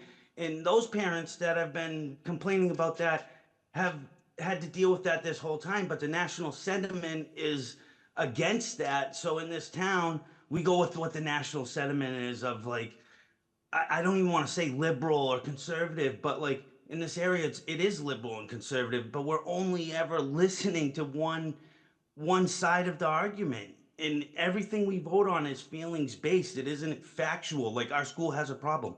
We need to do something in our school. Maybe an SRO will work. Let's try it. See if it does like get these behavioral problems in order.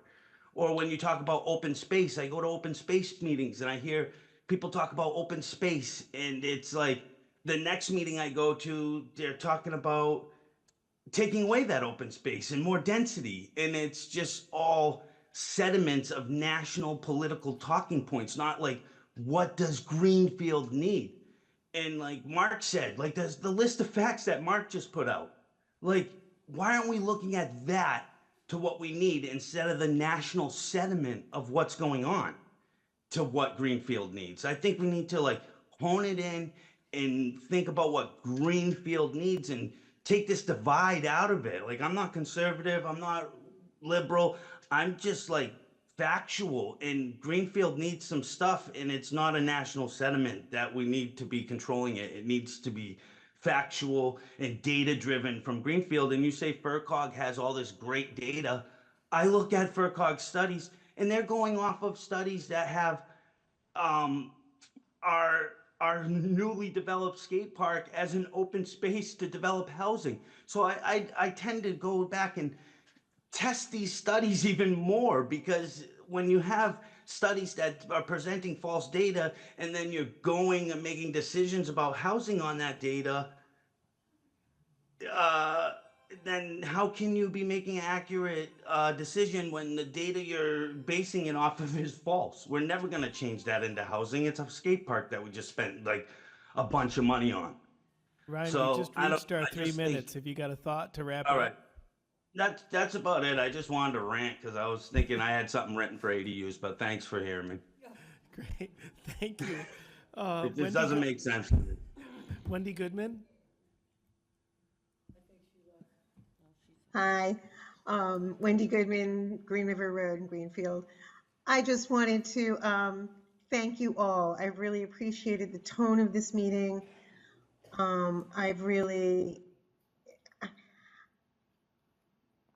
We're in a time of change. And this next month, when we don't have a meeting until your next meeting, is going to be intense.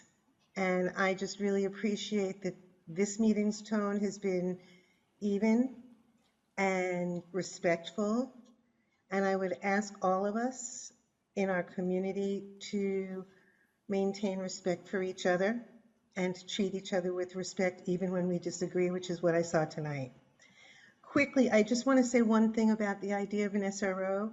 While I totally get, and my initial knee-jerk reaction was no police in schools, I also wonder how we change that perception. Because if we continue to acknowledge and feed it without being able to change it, then we just perpetuate it. So that's all, with great appreciation for all of you and for all of us. May we go into this next month with equanimity and respect for each other. Thank you. Thank you, Wendy. That closes out our public comment. Next is public hearings, of which there are no public hearings or second readings. We'll move on to motions, orders, and resolutions. We go to number 2, which is approval of the city election warrant, of which I need a volunteer to read this very long document. Counselor Toronto. Did I have a choice? Come on. Okay. Commonwealth of Mass, William Francis Galvin, Secretary of the Commonwealth, warrant for state election, Franklin. To the constables of the city of Greenfield, greetings in the name of the Commonwealth. You are hereby required to notify and warn the inhabitants of said city who are qualified to vote in primaries to vote at precincts 1 through 9, Greenfield High School Gymnasium, 21 Bar Ave Avenue, on Tuesday, the 5th day of November 2024, from 7 a.m. to 8 p.m. for the following purpose: to cast their votes in state primaries for the candidates of political parties for the following offices: electors of President and Vice President for these United States, Senator in Congress for this Commonwealth, Representative in Congress, 2nd District, Counselor, 8th District, Senator in General Court, Hampshire, Franklin, and Worcester District, Representative in General Court, 1st Franklin District, Precincts 5 through 8, and 2nd Franklin District, Precincts 1 through 4 and 9. Clerk of Courts, Franklin County, Register of Deeds, Franklin District, Council of Governments Executive Committee, Franklin County. Question 1. Law proposed by initiative petition. Do you approve of a law summarized below on which no vote was taken by the Senate or the House of Representatives before May 1st, 2024? Summary: this proposed law would specify that the state auditor has the authority to audit the legislature. A yes vote would specify that the state auditor has the authority to audit the legislature. A no vote would make no change in the law relative to the state auditor's authority. Question 2, law proposed by initiative petition. Do you approve of a law summarized below on which no vote was taken by the Senate or the House of Representatives before May 1st, 2024? Summary. This proposed law would eliminate the requirement that a student pass the Massachusetts Comprehensive Assessment System, MCAS tests, or other statewide or district-wide assessments in mathematics, science, and technology and English in order to receive a high school diploma. Instead, in order for a student to receive a high school diploma, the proposed law would require the student to complete coursework certified by the student's district as demonstrating mastery of the competencies contained in the state academic standards in mathematics, science, and technology, and English, as well as any additional areas determined by the Board of Elementary and Secondary Education. A yes vote would eliminate the requirement that students pass the Massachusetts Comprehensive Assessment System, MCAS, in order to graduate high school, but still require students to complete coursework that meets state standards. A no vote would make no change in the law relative to the requirement that a student pass the MCAS in order to graduate high school. Question 3, law proposed by initiative petition. Do you approve of a law summarized below on which no vote was taken by the Senate or the House of Representatives before May 1st, 2024? Summary. The proposed law would provide transportation network drivers with the right to form unions, driver organizations, to collectively bargain with transportation network companies, which are companies that use a digital network to connect riders to drivers for prearranged transportation to create negotiated recommendations concerning wages, benefits, and terms and conditions of work. Drivers would not be required to engage in any union activities. Companies would be allowed to form multi-company associations to represent them when negotiating with driver organizations. The state would supervise the labor activities permitted by the proposed law and would have responsibility for approving or disapproving the negotiated recommendations. The proposed law would define certain activities by a company or a driver organization to be unfair work practices. The proposed law would establish a hearing process for the State Employment Relations Board to follow when a company or driver organization is charged with an unfair work practice. The proposed law would permit the board to take action, including awarding compensation to adversely affected drivers if it found that an unfair work practice had been committed. The proposed law would provide for an appeal of a board decision to the State Appeals Court. Sorry, hold on. My thing won't scroll today. This proposed law would also establish a procedure for determining which drivers are active drivers, meaning they completed more than the median number of rides in the previous 6 months. The proposed law would establish procedures for the board to determine that a driver organization has signed authorizations from at least 5% of active drivers, entitling the driver organization to a list of active drivers. To designate a driver organization as the exclusive bargaining representative for all drivers based on signed authorizations from at least 25% of active drivers, to resolve disputes over exclusive bargaining status, including through elections, and to decertify a driver organization from exclusive bargaining status. A driver organization that has been designated the exclusive bargaining representative would have the exclusive right to represent the drivers and to receive voluntary membership dues deductions. Once the board determined that a driver organization was the exclusive bargaining representative for all drivers, the companies would be required to bargain with that driver organization concerning wages, benefits, and terms and conditions of work. Once the driver organization and companies reached agreement on wages, benefits, and the terms of conditions of work, that agreement would be voted upon by all drivers who has completed at least 100 trips previous quarter. If approved by a majority of votes cast, the recommendations would be submitted to the State Secretary of Labor for approval, and if approved, would be effective for 3 years. The proposed law would establish procedures for the mediation and arbitration of if the driver organization and companies failed to reach agreement within a certain period of time. An arbitrator would consider factors set forth in the proposed law, including whether the wages of drivers would be enough so that drivers would not need to rely upon any public benefits. The proposed law also sets out procedures for the Secretary of Labor's review and approval of recommendations negotiated by a driver organization and the companies, and for judicial review of the Secretary's decision.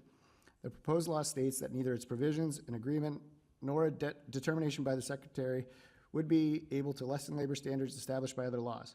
If there were any conflict between the proposed law and existing Massachusetts labor relations law, the proposed law would prevail. The board would make rules and regulations as appropriate to effectuate the proposed law. The proposed law states that if any of its parts were declared invalid, the other parts would stay in effect. A yes vote would provide transportation network drivers the option to form unions to collectively bargain with transportation network companies regarding wages, benefits, and terms and conditions of work. A no vote would make no change to the law relative to the ability of transportation network drivers to form unions. Question 4, law proposed by initiative petition. Do you approve of a law summarized below on which no vote was taken by the Senate or the House of Representatives before May 1st, 2024? Summary. The proposed law would allow persons aged 21 and older to grow, possess, and use certain natural psychedelic substances in certain circumstances. The psychedelic substances allowed would be 2 substances found in mushrooms, psilocybin and psilocin, and the substances found in plants, dimethyltryptamine, mescaline, and ibogaine. These substances could be purchased at an approved location for use under the supervision of a licensed facilitator. The proposed law would otherwise prohibit any retail sale of natural psychedelic substances. This proposed law would also provide for the regulation and taxation of these psychedelic substances. This proposed law would license and regulate facilities offering supervised use of these psychedelic substances and provide for the taxation of proceeds from those facilities' sales of psychedelic substances. It would also allow persons aged 21 and older to grow these psychedelic substances in a 12-foot by 12-foot area at their home and use these psychedelic substances at their home. The proposed law would authorize persons aged 21 or older to possess up to 1 gram of psilocybin, 1 gram of psilocin, 1 gram of dimethyltryptamine, 18 grams of mescaline, and 30 grams of ibogaine, personal use amount, in addition to whatever they might grow at their home, and to give away up to a personal use amount to a person aged 21 or over. This proposed law would create a Natural Psychedelic Substances Commission of 5 members appointed by the governor, attorney general, and treasurer, which would administer the law governing the use and distribution of these psychedelic substances. The commission would adopt regulations governing licensing, qualifications, security, record keeping, education and training, health and safety requirements, testing, and age verification. This proposed law would also create a Natural Psychedelic Substances Advisory Board of 20 members appointed by the governor, attorney general, and treasurer, which would study and make recommendations to the commission on the regulation and taxation of these psychedelic substances. The proposed law would allow cities and towns to reasonably restrict the time, place, and manner of the operation of licensed facilities offering psychedelic substances, but cities and towns could not ban those facilities or their provision of these substances. The proceeds of sales of psychedelic substances at licensed facilities would be subject to the state sales tax and additional excise tax of 15%. In addition, a city or town could impose a separate tax of up to 2%. Revenue received from the additional state excise tax, license application fees, and civil penalties for violations of this proposed law would be deposited in a Natural Psychedelic Substances Regulation Fund. It would be used, subject to appropriation, for administration of this proposed law.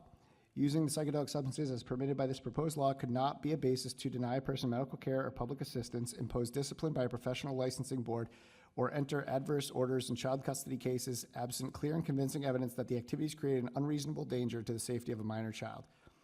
This proposed law would not affect existing laws regarding the operation of motor vehicles while under the influence, or the ability of employers to enforce workplace policies restricting the consumption of these psychedelic substances by employees.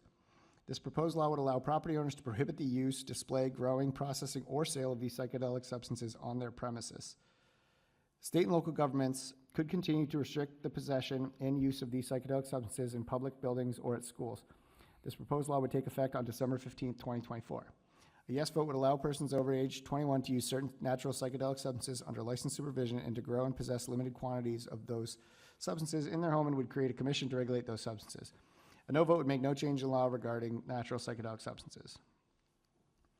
Question 5, law proposed by initiative petition. Do you approve of a law summarized below on which no vote was taken by the Senate or the House of Representatives before May 1st, 2024? Summary. The proposed law would gradually increase the minimum hourly wage an employer must pay a tip worker over the course of 5 years on the following schedule: to 64% of the state minimum wage on January 1, 2025, to 73% of the state minimum wage on January 1, 2026, to 82% of the state minimum wage on January 1, 2027, to 91% of the state minimum wage on January 1st, 2028, and 100% of the state minimum wage on January 1, 2029. The proposed law would require employers to continue to pay tipped workers the difference between the state minimum wage and the total amount a tipped worker receives in hourly wages plus tips through the end of 2028. The proposed law would also permit employers to calculate this difference over the entire weekly or biweekly payroll period. The requirement to pay this difference would cease when the required hourly wage for tip workers would become 100% of the state minimum wage on January 1, 2029. Under the proposed law, if an employer pays its workers an hourly wage that is at least the state minimum wage, the employer would be permitted to administer a tip pool that combines all the tips given by customers to tip workers and distributes them among all the workers, including non-tip workers. A yes vote would increase the minimum hourly wage. An employer must pay a tip worker to the full state minimum wage implemented over 5 years, at which point employers could pool all tips and distribute them to all non-management workers. A no vote would make no change in law governing tip pooling or the minimum wage for tip workers. Hereof, fail not and make return of this warrant with your doings thereon at the time and place of said voting. Given under our hands this 16th day of October 2024, John Bottomley, City Council President. A true copy attest. Catherine J. Scott, CMC Greenfield City Clerk. Data posting, constable, warrant must be posted by October 29th, 2024, at least 7 days prior to the November 5th, 2024 state election. I'd like to make Thank you. We need a second for, I don't, Yes, please second that. I need a second. Thank you. Open that up for discussion. It seems pretty obvious. Oh, I'd like to make an amendment, please. On page 22, strike both words primaries and insert election. I need a second on that. Second.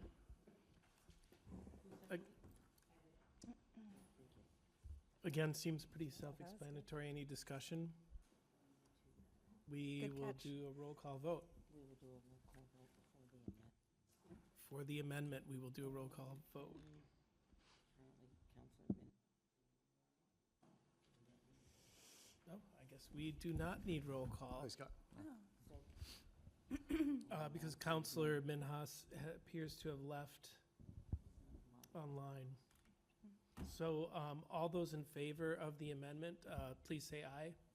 Aye. Against? Abstain? The amendment passes, and vote on the motion as amended. All those in favor? Aye. Against? Abstain? The motion passes. We will now move on to the zoning amendment, or the zoning ordinance section. Counselor Bullock on page 28. Order number FY 25-010, the city council move that it be ordered that the city council of Greenfield amend the zoning ordinance, chapter 200, section 39, open space cluster developments by adding language in bold and by deleting language in strike through as follows in attached exhibit A, and further amends the table of contents and index of the code, and further that non-substantive changes to the numbering of the ordinance be permitted in order that it be in compliance with the numbering format of the code of the city of Greenfield. Simple majority vote required.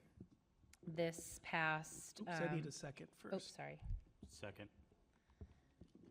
This passed in EDC with a unanimous positive recommendation this month. We had multiple presentations. This was slowed down. It was supposed to be on our council agenda before. It was brought back to committee for more discussion and more public input. We also had representatives from the planning board. We had Eric Turwag, we had David Singer, we had Travis Drury, who I would love to have answer some questions when the discussion comes.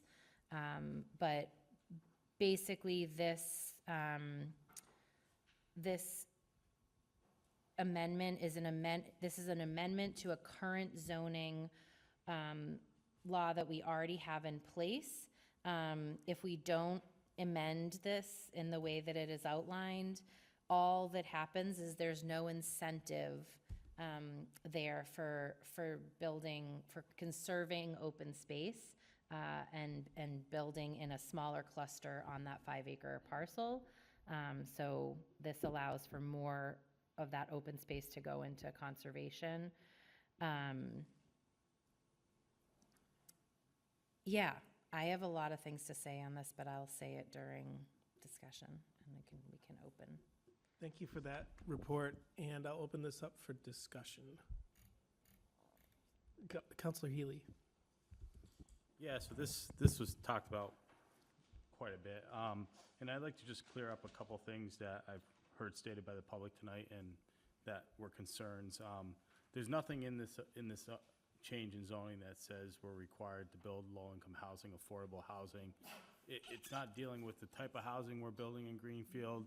It's cleaning up an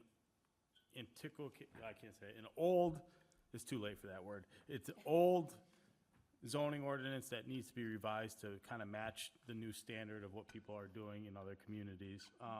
There's great things with this. I think it preaches responsible development, you maintain open space, which we're looking for in Greenfield.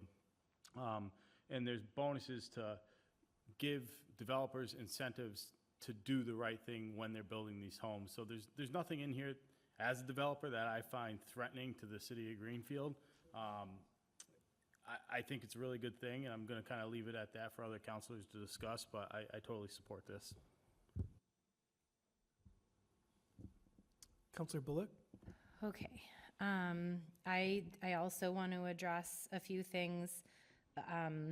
This does not have anything to do with ADUs. There is nothing related to ADUs in this amendment or in the zoning ordinance that is being amended.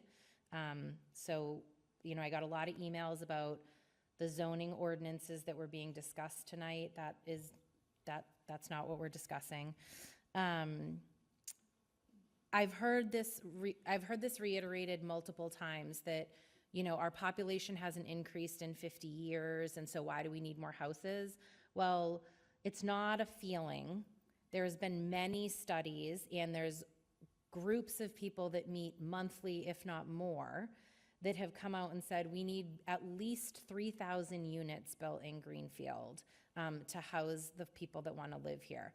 On any given day right now, we have between like 3, on a good day, maybe 6 houses on the market.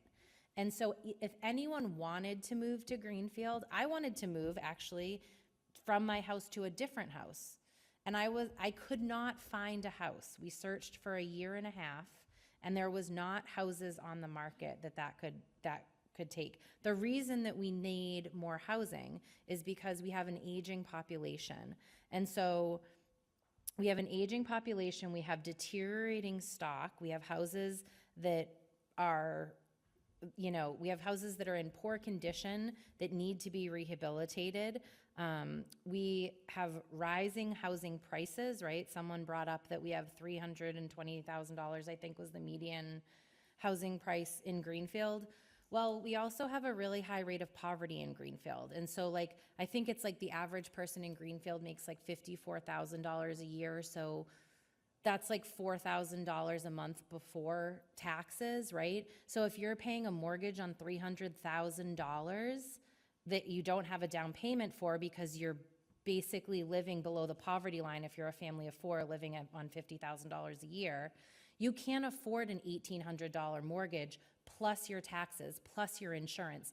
No one in Greenfield who lives off that, who lives in or below the poverty line is buying a $300,000 house. And so this idea that we don't need more housing is false. We do. And if we want to not have an aging population and attract people to come to our school system, we have to increase our housing stock.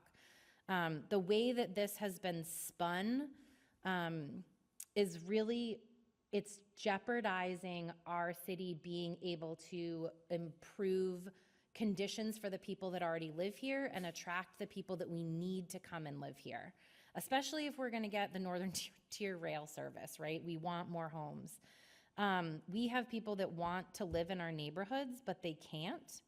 I have done more research about this, a topic that I really know very little about, like housing development, not a thing that is in my lexicon of things that I have done much work on. Getting people into shelter in Greenfield, did that for 5 years straight. Working with HUD, EA, I moved to Greenfield and I lived in subsidized housing. I moved here on a voucher. So I've been to Elm Terrace. I've been to Chapman Court.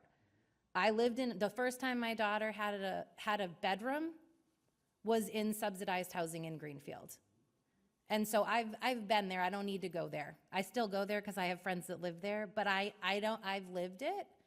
And so, and I actually had a good experience there, and I couldn't wait to move out because my neighbor above me did a rolly chair across the floor until 3 a.m, and my kid woke up every single night. And all of that to say that when I bought my home in Greenfield, I bought an affordable home.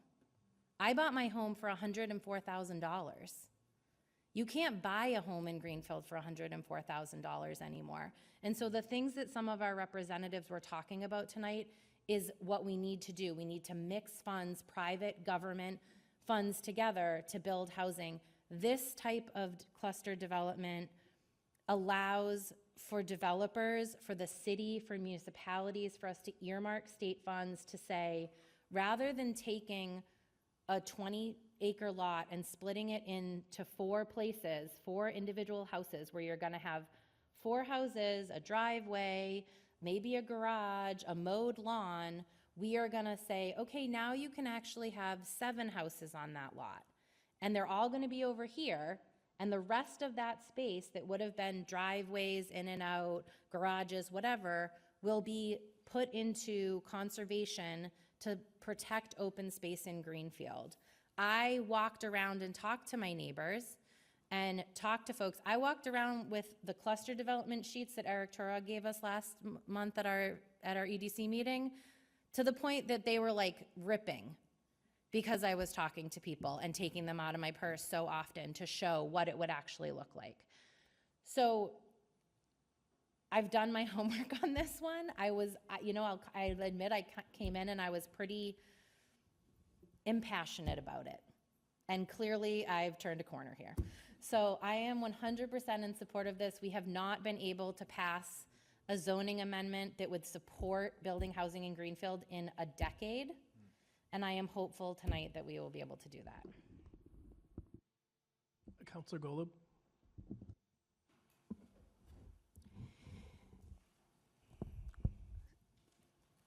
So first, I have so many different thoughts. I'm prioritizing them. So the first thing I want to say is that our job as counselors is to weigh multiple needs and multiple priorities and then vote yes or no. And that's what I hear my colleagues doing. That's what I'm trying to do on this issue. And when I hear from residents, you're not doing your homework, I frankly, I'm going back and forth about saying this, but I honestly find it condescending. And the idea that I don't listen to my constituents, I also find condescending. I knocked on so many doors last year, and I read and respond to all of the emails that I get from constituents, and I know my constituents care about schools, they care about property taxes, and many also told me, as a third-tier issue, they care about the housing crisis in Greenfield. And where I live is very similar to what is being proposed today, and I love it there.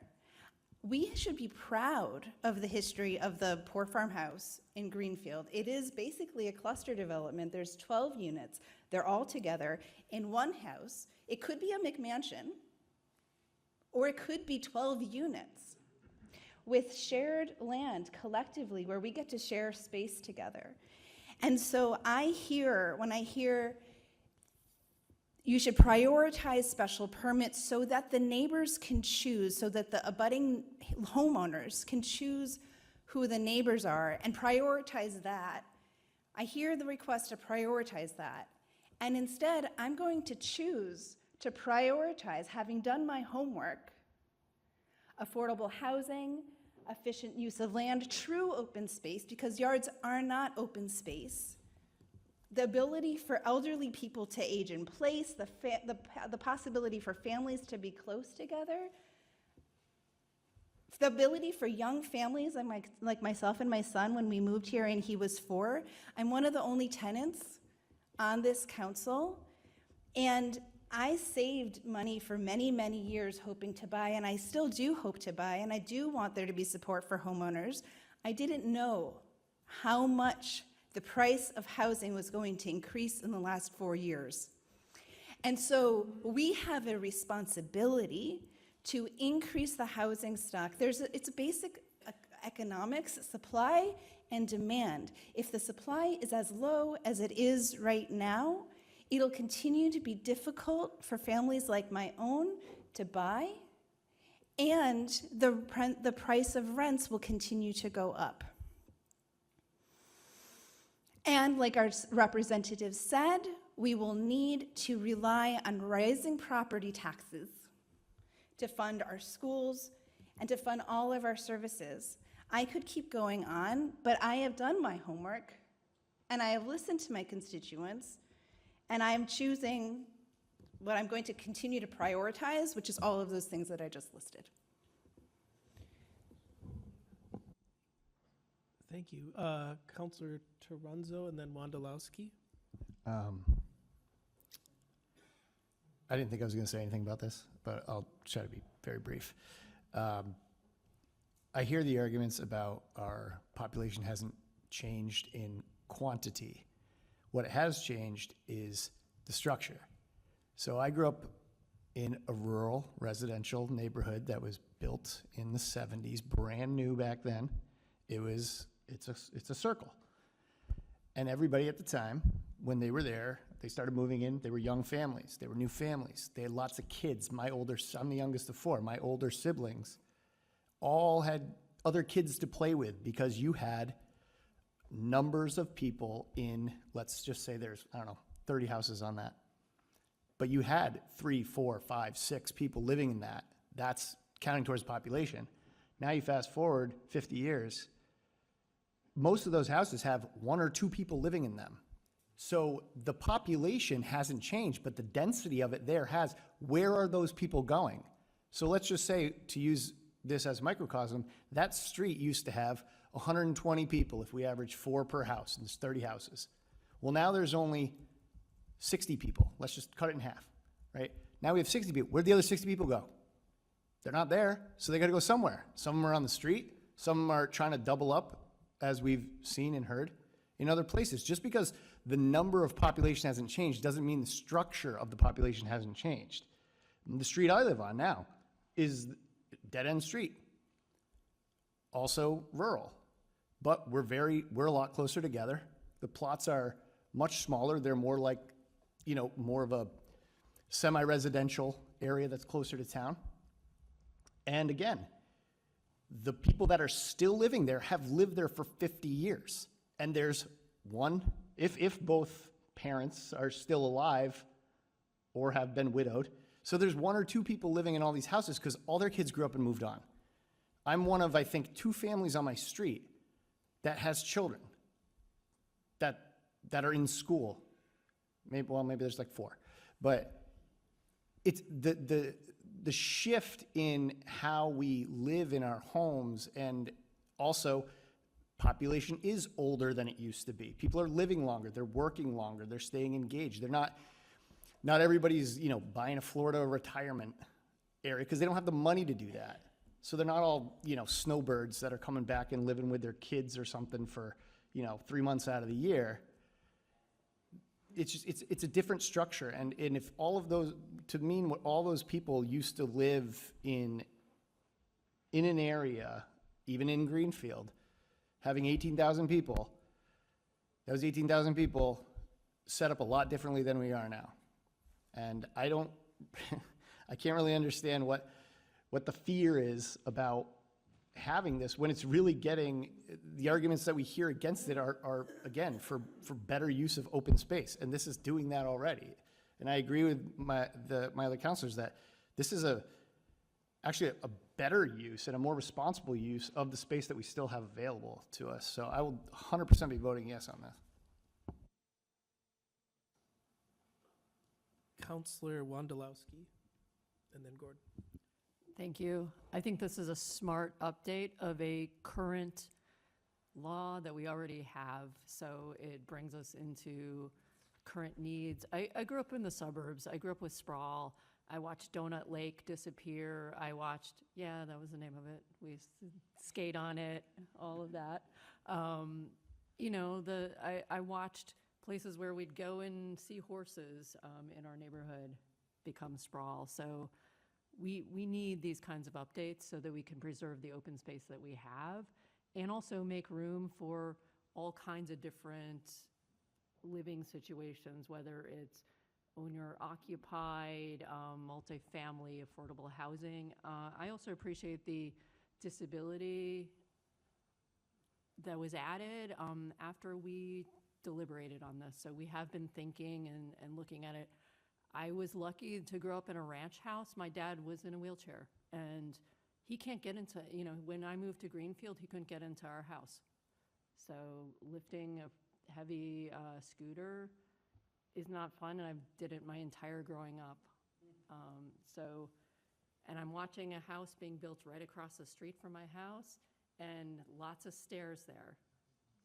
So we're not addressing the needs of people with disabilities, and this will help. So I will be voting for this. Thank you. Counselor Gordon? Thank you. I agree with everything that my fellow counselors have already said about this, so I'm not going to repeat any of that.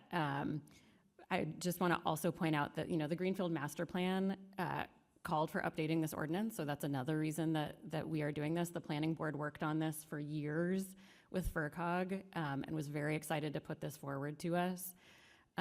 We also, considered it once at EDC. It almost came to council. It went back. We have definitely taken a lot of time in various public bodies in Greenfield to consider this proposal very, very carefully.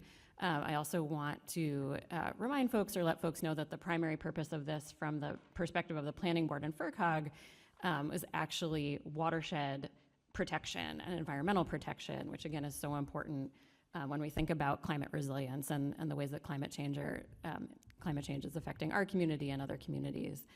And I think, this issue has just been really overblown. Eric Tuareg said at EDC last week that he's been in Greenfield 17 and a half years. He has seen one cluster development happen, Silvercrest.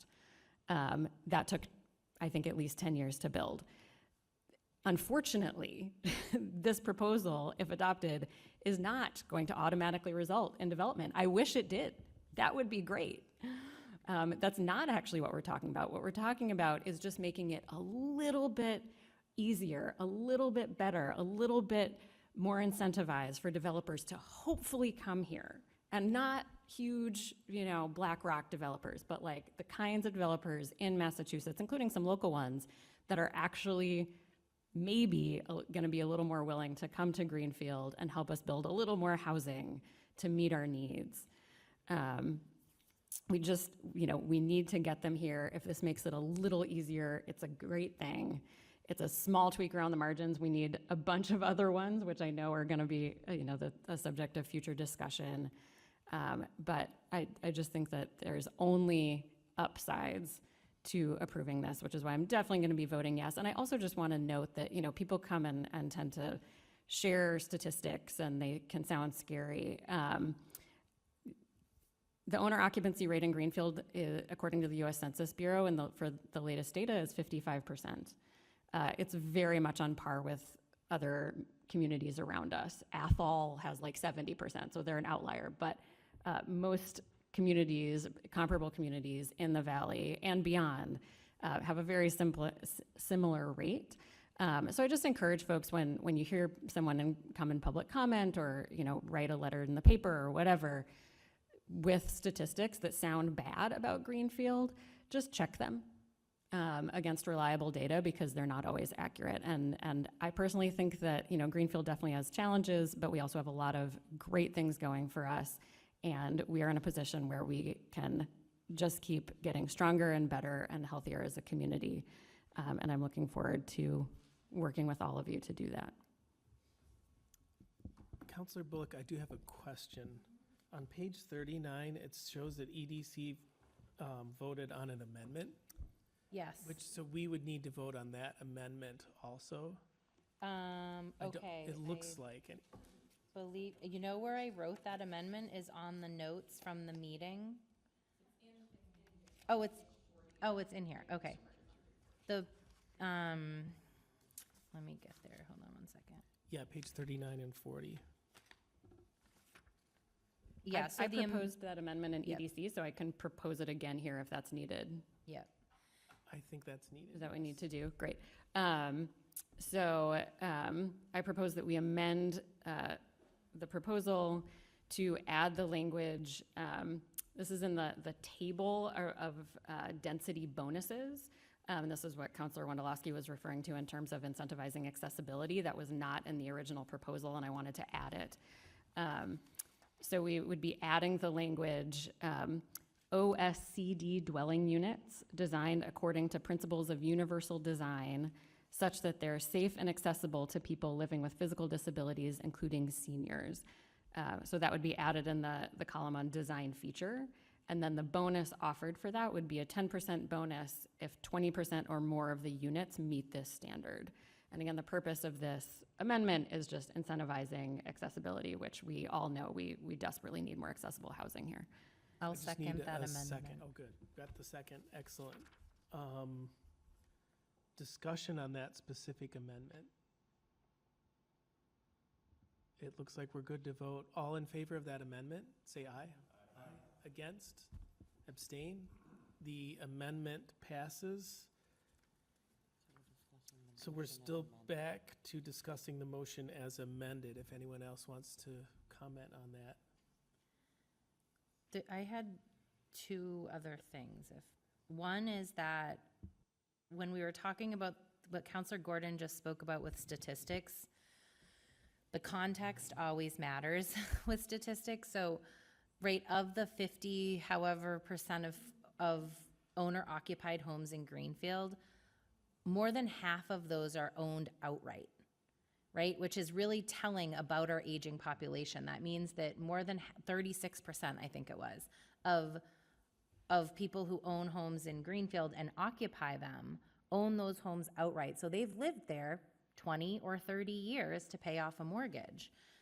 So I think this goes off of what Councillor Tronzo was saying, that the data tells a story if we have the context to tell it, and it is that we do need to increase housing stock.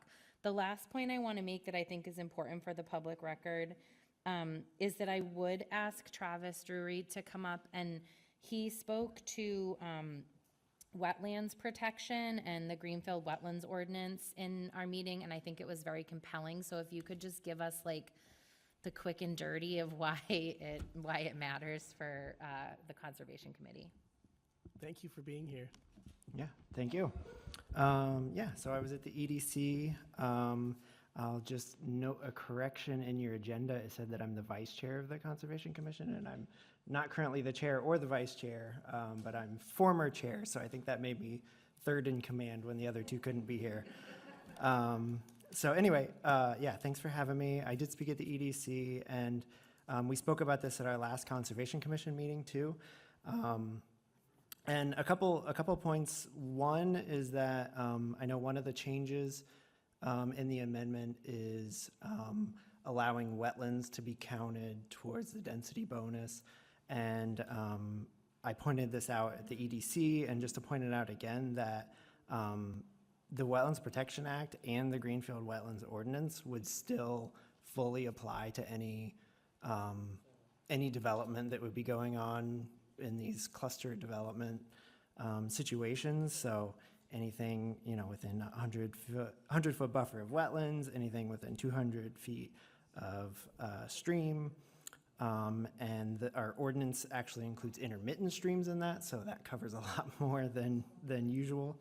And we also have a 25-foot no disturb zone in our ordinance. So while, that wetlands are, being counted differently now, that still applies, and they would need to be reviewed by the Conservation Commission if they were within those areas.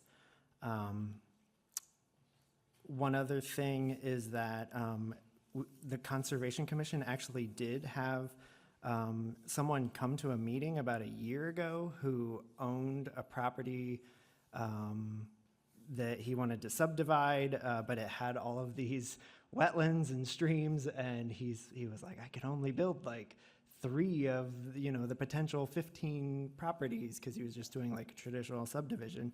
I didn't know about cluster development back then, or I would have recommended it to him, but maybe with these changes allowing those wetlands to count towards a density bonus, maybe that will make it more attractive to him, because I don't think he actually built anything on that property as of yet, and that was over a year ago. And then the last thing is that because when, if someone does build one of these cluster developments, the open space has to be either transferred to the city to become a city park under the Recreation Department, or conservation land under the Conservation Commission. So they either have to do that by transferring it to the city, or it has to have a conservation restriction placed on it. So either way, it's protecting that land in perpetuity. And, you know, the Conservation Commission has a lot of goals about, you know, increasing the amount of land that is preserved in this way. You know, just to note, one of the bonuses for, one of the density bonuses is for protecting land adjacent to existing protected land. And the Conservation Commission has gone through all of these, you know, processes for like what our priorities would be if properties became available to protect. And that was like one of our top priorities, was if it's adjacent to existing conservation land or parkland or other land that has a conservation restriction, that's a priority. So I see this as kind of aligning with those goals of the Conservation Commission too. Yeah, I think that's basically what I said at EDC and what we talked about at the Conservation Commission meeting. So if you have any questions, I'd be happy to try to answer them. Any questions? No? Thank you so much for All right. that presentation. Thank you. The only question I have is I'm curious about if it came up in EDC about whether this amendment was a substantial change, if there's any problems with adding something. No, we had Eric and we had David Singer on, and that was not, there wasn't worry that that was a substantial change. Thank you, that's great. Yes. Yeah, I looked into that question as well, and my understanding is that it would not be a substantial change. So I'm getting the sense we're probably pretty close to voting unless someone has any other comment. So all those in favor, say aye. Aye. Those against? Abstain? And the motion carries. Next, we move on to the adoption of the HERO Act. Oh, Councilor I'm Golub. going to read this. I'm also going to, I think, read the information just to catch people up on what this is. So, which is short. Order number fiscal year 25015, the City Council, upon recommendation of the Mayor DeSorger, move that it be ordered, City Council adopt an act honoring, empowering, and recognizing our service members and veterans, HERO Act. Chapter 178 of the Acts of 2024, majority vote is required. Under the information, it says Section 23 of the HERO Act. I should get a second for that. Oh, Second. thank you. I'll explain this. There's two clauses. One is that it's a tax exemption for veterans, and it adds a cost of living adjustment, and then an additional exemption, basically doubling the initial amount. And we had a unanimous positive recommendation from ANO. Discussion on this? Seeing none, all those in favor say aye. Aye. Against? Abstain? The motion carries. The next item is the executive session, which, without any objection, I'd love to move this to the end. So I just continue on with 12. And so that when we do the executive session, we'll just adjourn from there. So item number 12, presentation and petitions of similar papers. There are none. Report of committees. There are none. Unfinished business. Any old business? New business. We have a first reading on page 47. City Council first reading, October 16, 2024. Appropriate $150,000 from Capital Stabilization Fund for the purchase and installation of a public safety data center, FY25 capital request.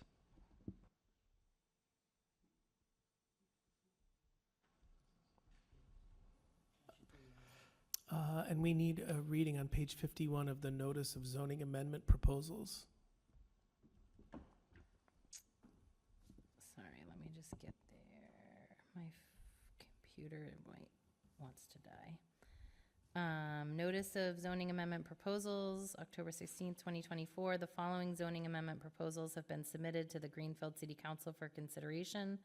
Zoning amendment, section 200-12, semi-residential district, SR, section 200-40, multifamily dwellings, section 200-48, mixed residential business uses, section 200-14, central commercial district, CC, section 200-56, accessory dwelling units submitted September 3rd, 2024, updated October 6th, 2024 by Councilor John Garrett, and zoning amendment, section 200-718, accessory dwelling unit subsection C1 applicability, submitted September 30th, 2024 by 10 registered Greenfield voters in accordance with MGL section 40A, section 5.1. Thank you. And number 17, there are no motions for reconsideration.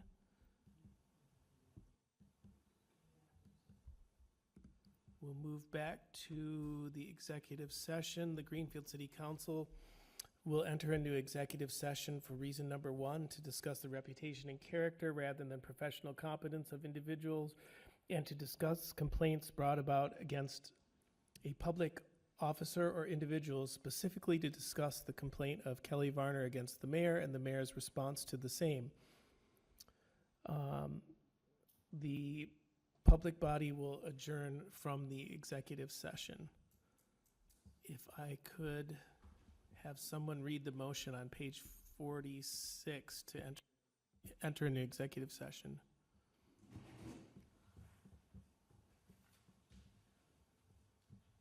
The City Council moved that it be ordered that the Greenfield City Council votes to enter to executive session under MGL Chapter 30A, Section 21A1, to discuss the reputation and character rather than professional competence of an individual, and to discuss complaints brought against a public officer or individuals.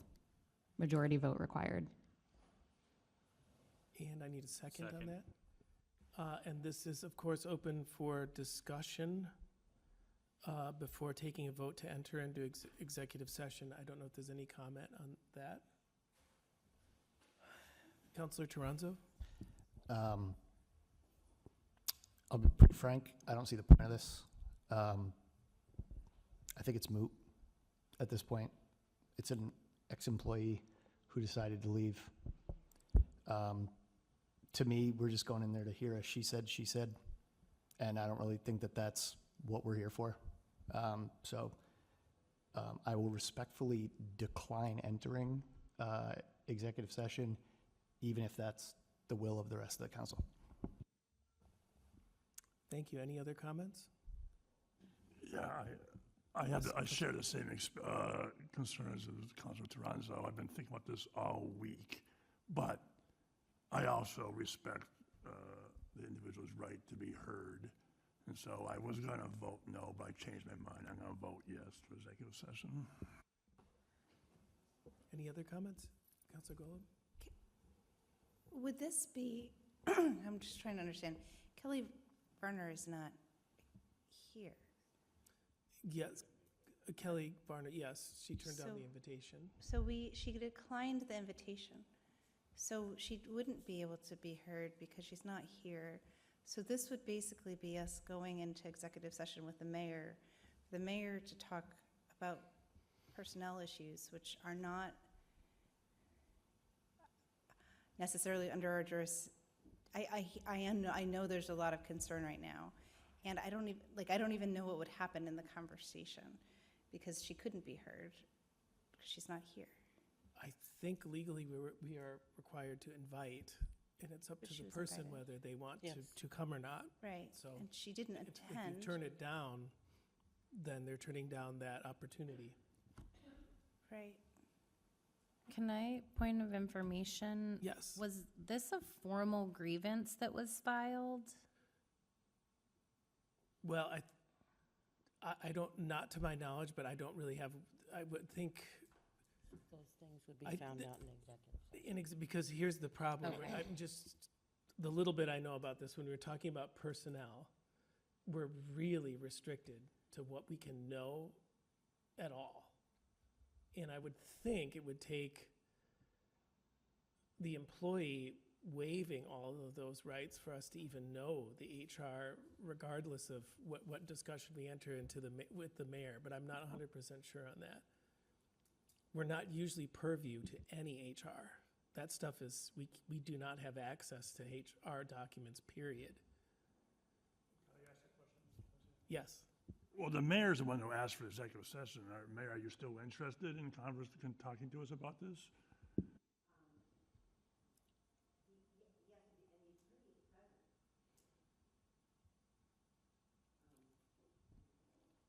I mean, my guess, like, the thoughts are, if anyone wants a question, this is time to do it, or we don't go into executive session. Yes.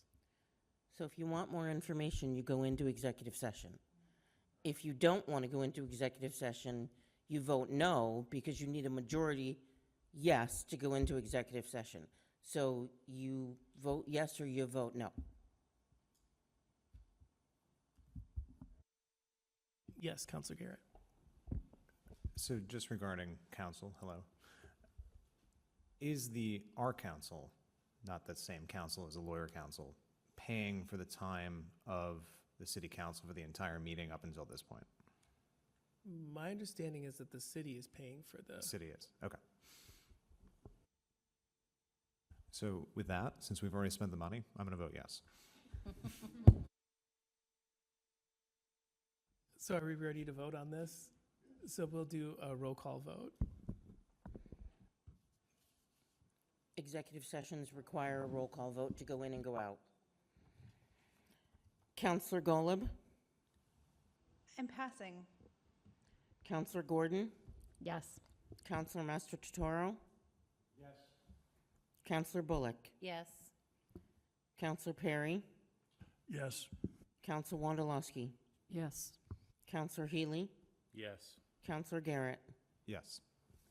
Counselor Brown, Abstain, if that's allowed. Counselor Toronzo, Negative. Counselor Golub. I'll go in. Yes.